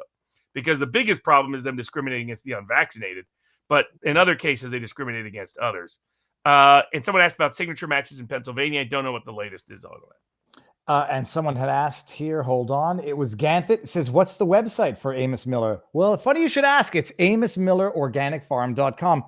Robert, I shouldn't be looking at this when I'm so... beef specials going on, some pork specials going on. Yeah, I want this in my belly. He'll be up at, the court rejected him shutting it down, but they might try to shut him down as early as October. So because we're having to fight it again and again and again and again and again and again and again and again and again, because they won't stop. So I'm hoping that, Trump, now that Kennedy is aligned with him, and J.D. Vance will make this part of the campaign in Pennsylvania. It's a very tight race. I was talking to Amish who were talking about this is going to be the first time they voted in a long time because they've been bothered by these waves of attacks against them by the local community. I mean, I have another half dozen Amish clients, in case that aren't a high profile, different ways they're harassing them. They're coming at them every single angle. You name it, they're trying to prosecute and persecute them and drive them out of business and crush their culture and strip their ability to own farmland because they know their farms are the foundation of the sustainability of their culture that's outside the monopoly of big tech, big food, big pharma, and big media. And the best counterexample to Matt Walsh. Who do you think is healthier, Amish or Matt Walsh? Who do you think is probably going to live longer, Amish or Matt Walsh? The live like the Amish. You're going to live a lot longer, live a lot happier, as all the data shows. I'm ordering something now. I want that pork product thing. Oh, yeah, he's got some great. All the food is. Like I said, I've never had anything. No, he grows a lot of this stuff right there in his own garden. So he's very, very careful about every single thing he ever sells to anybody. Again, tens of millions of food products, tens of thousands of Americans, over a quarter of a century, and his customer complaint rate to anybody anywhere is 0. Big fat 0.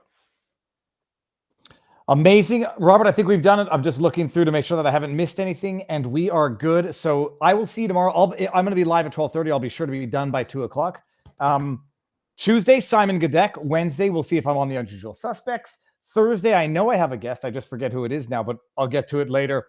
And that's it. Robert, amazing stuff. Everyone else out there, we'll all see you tomorrow. Enjoy the night. Peace out, Robert. We'll say our proper goodbyes. Go. Enjoy the evening.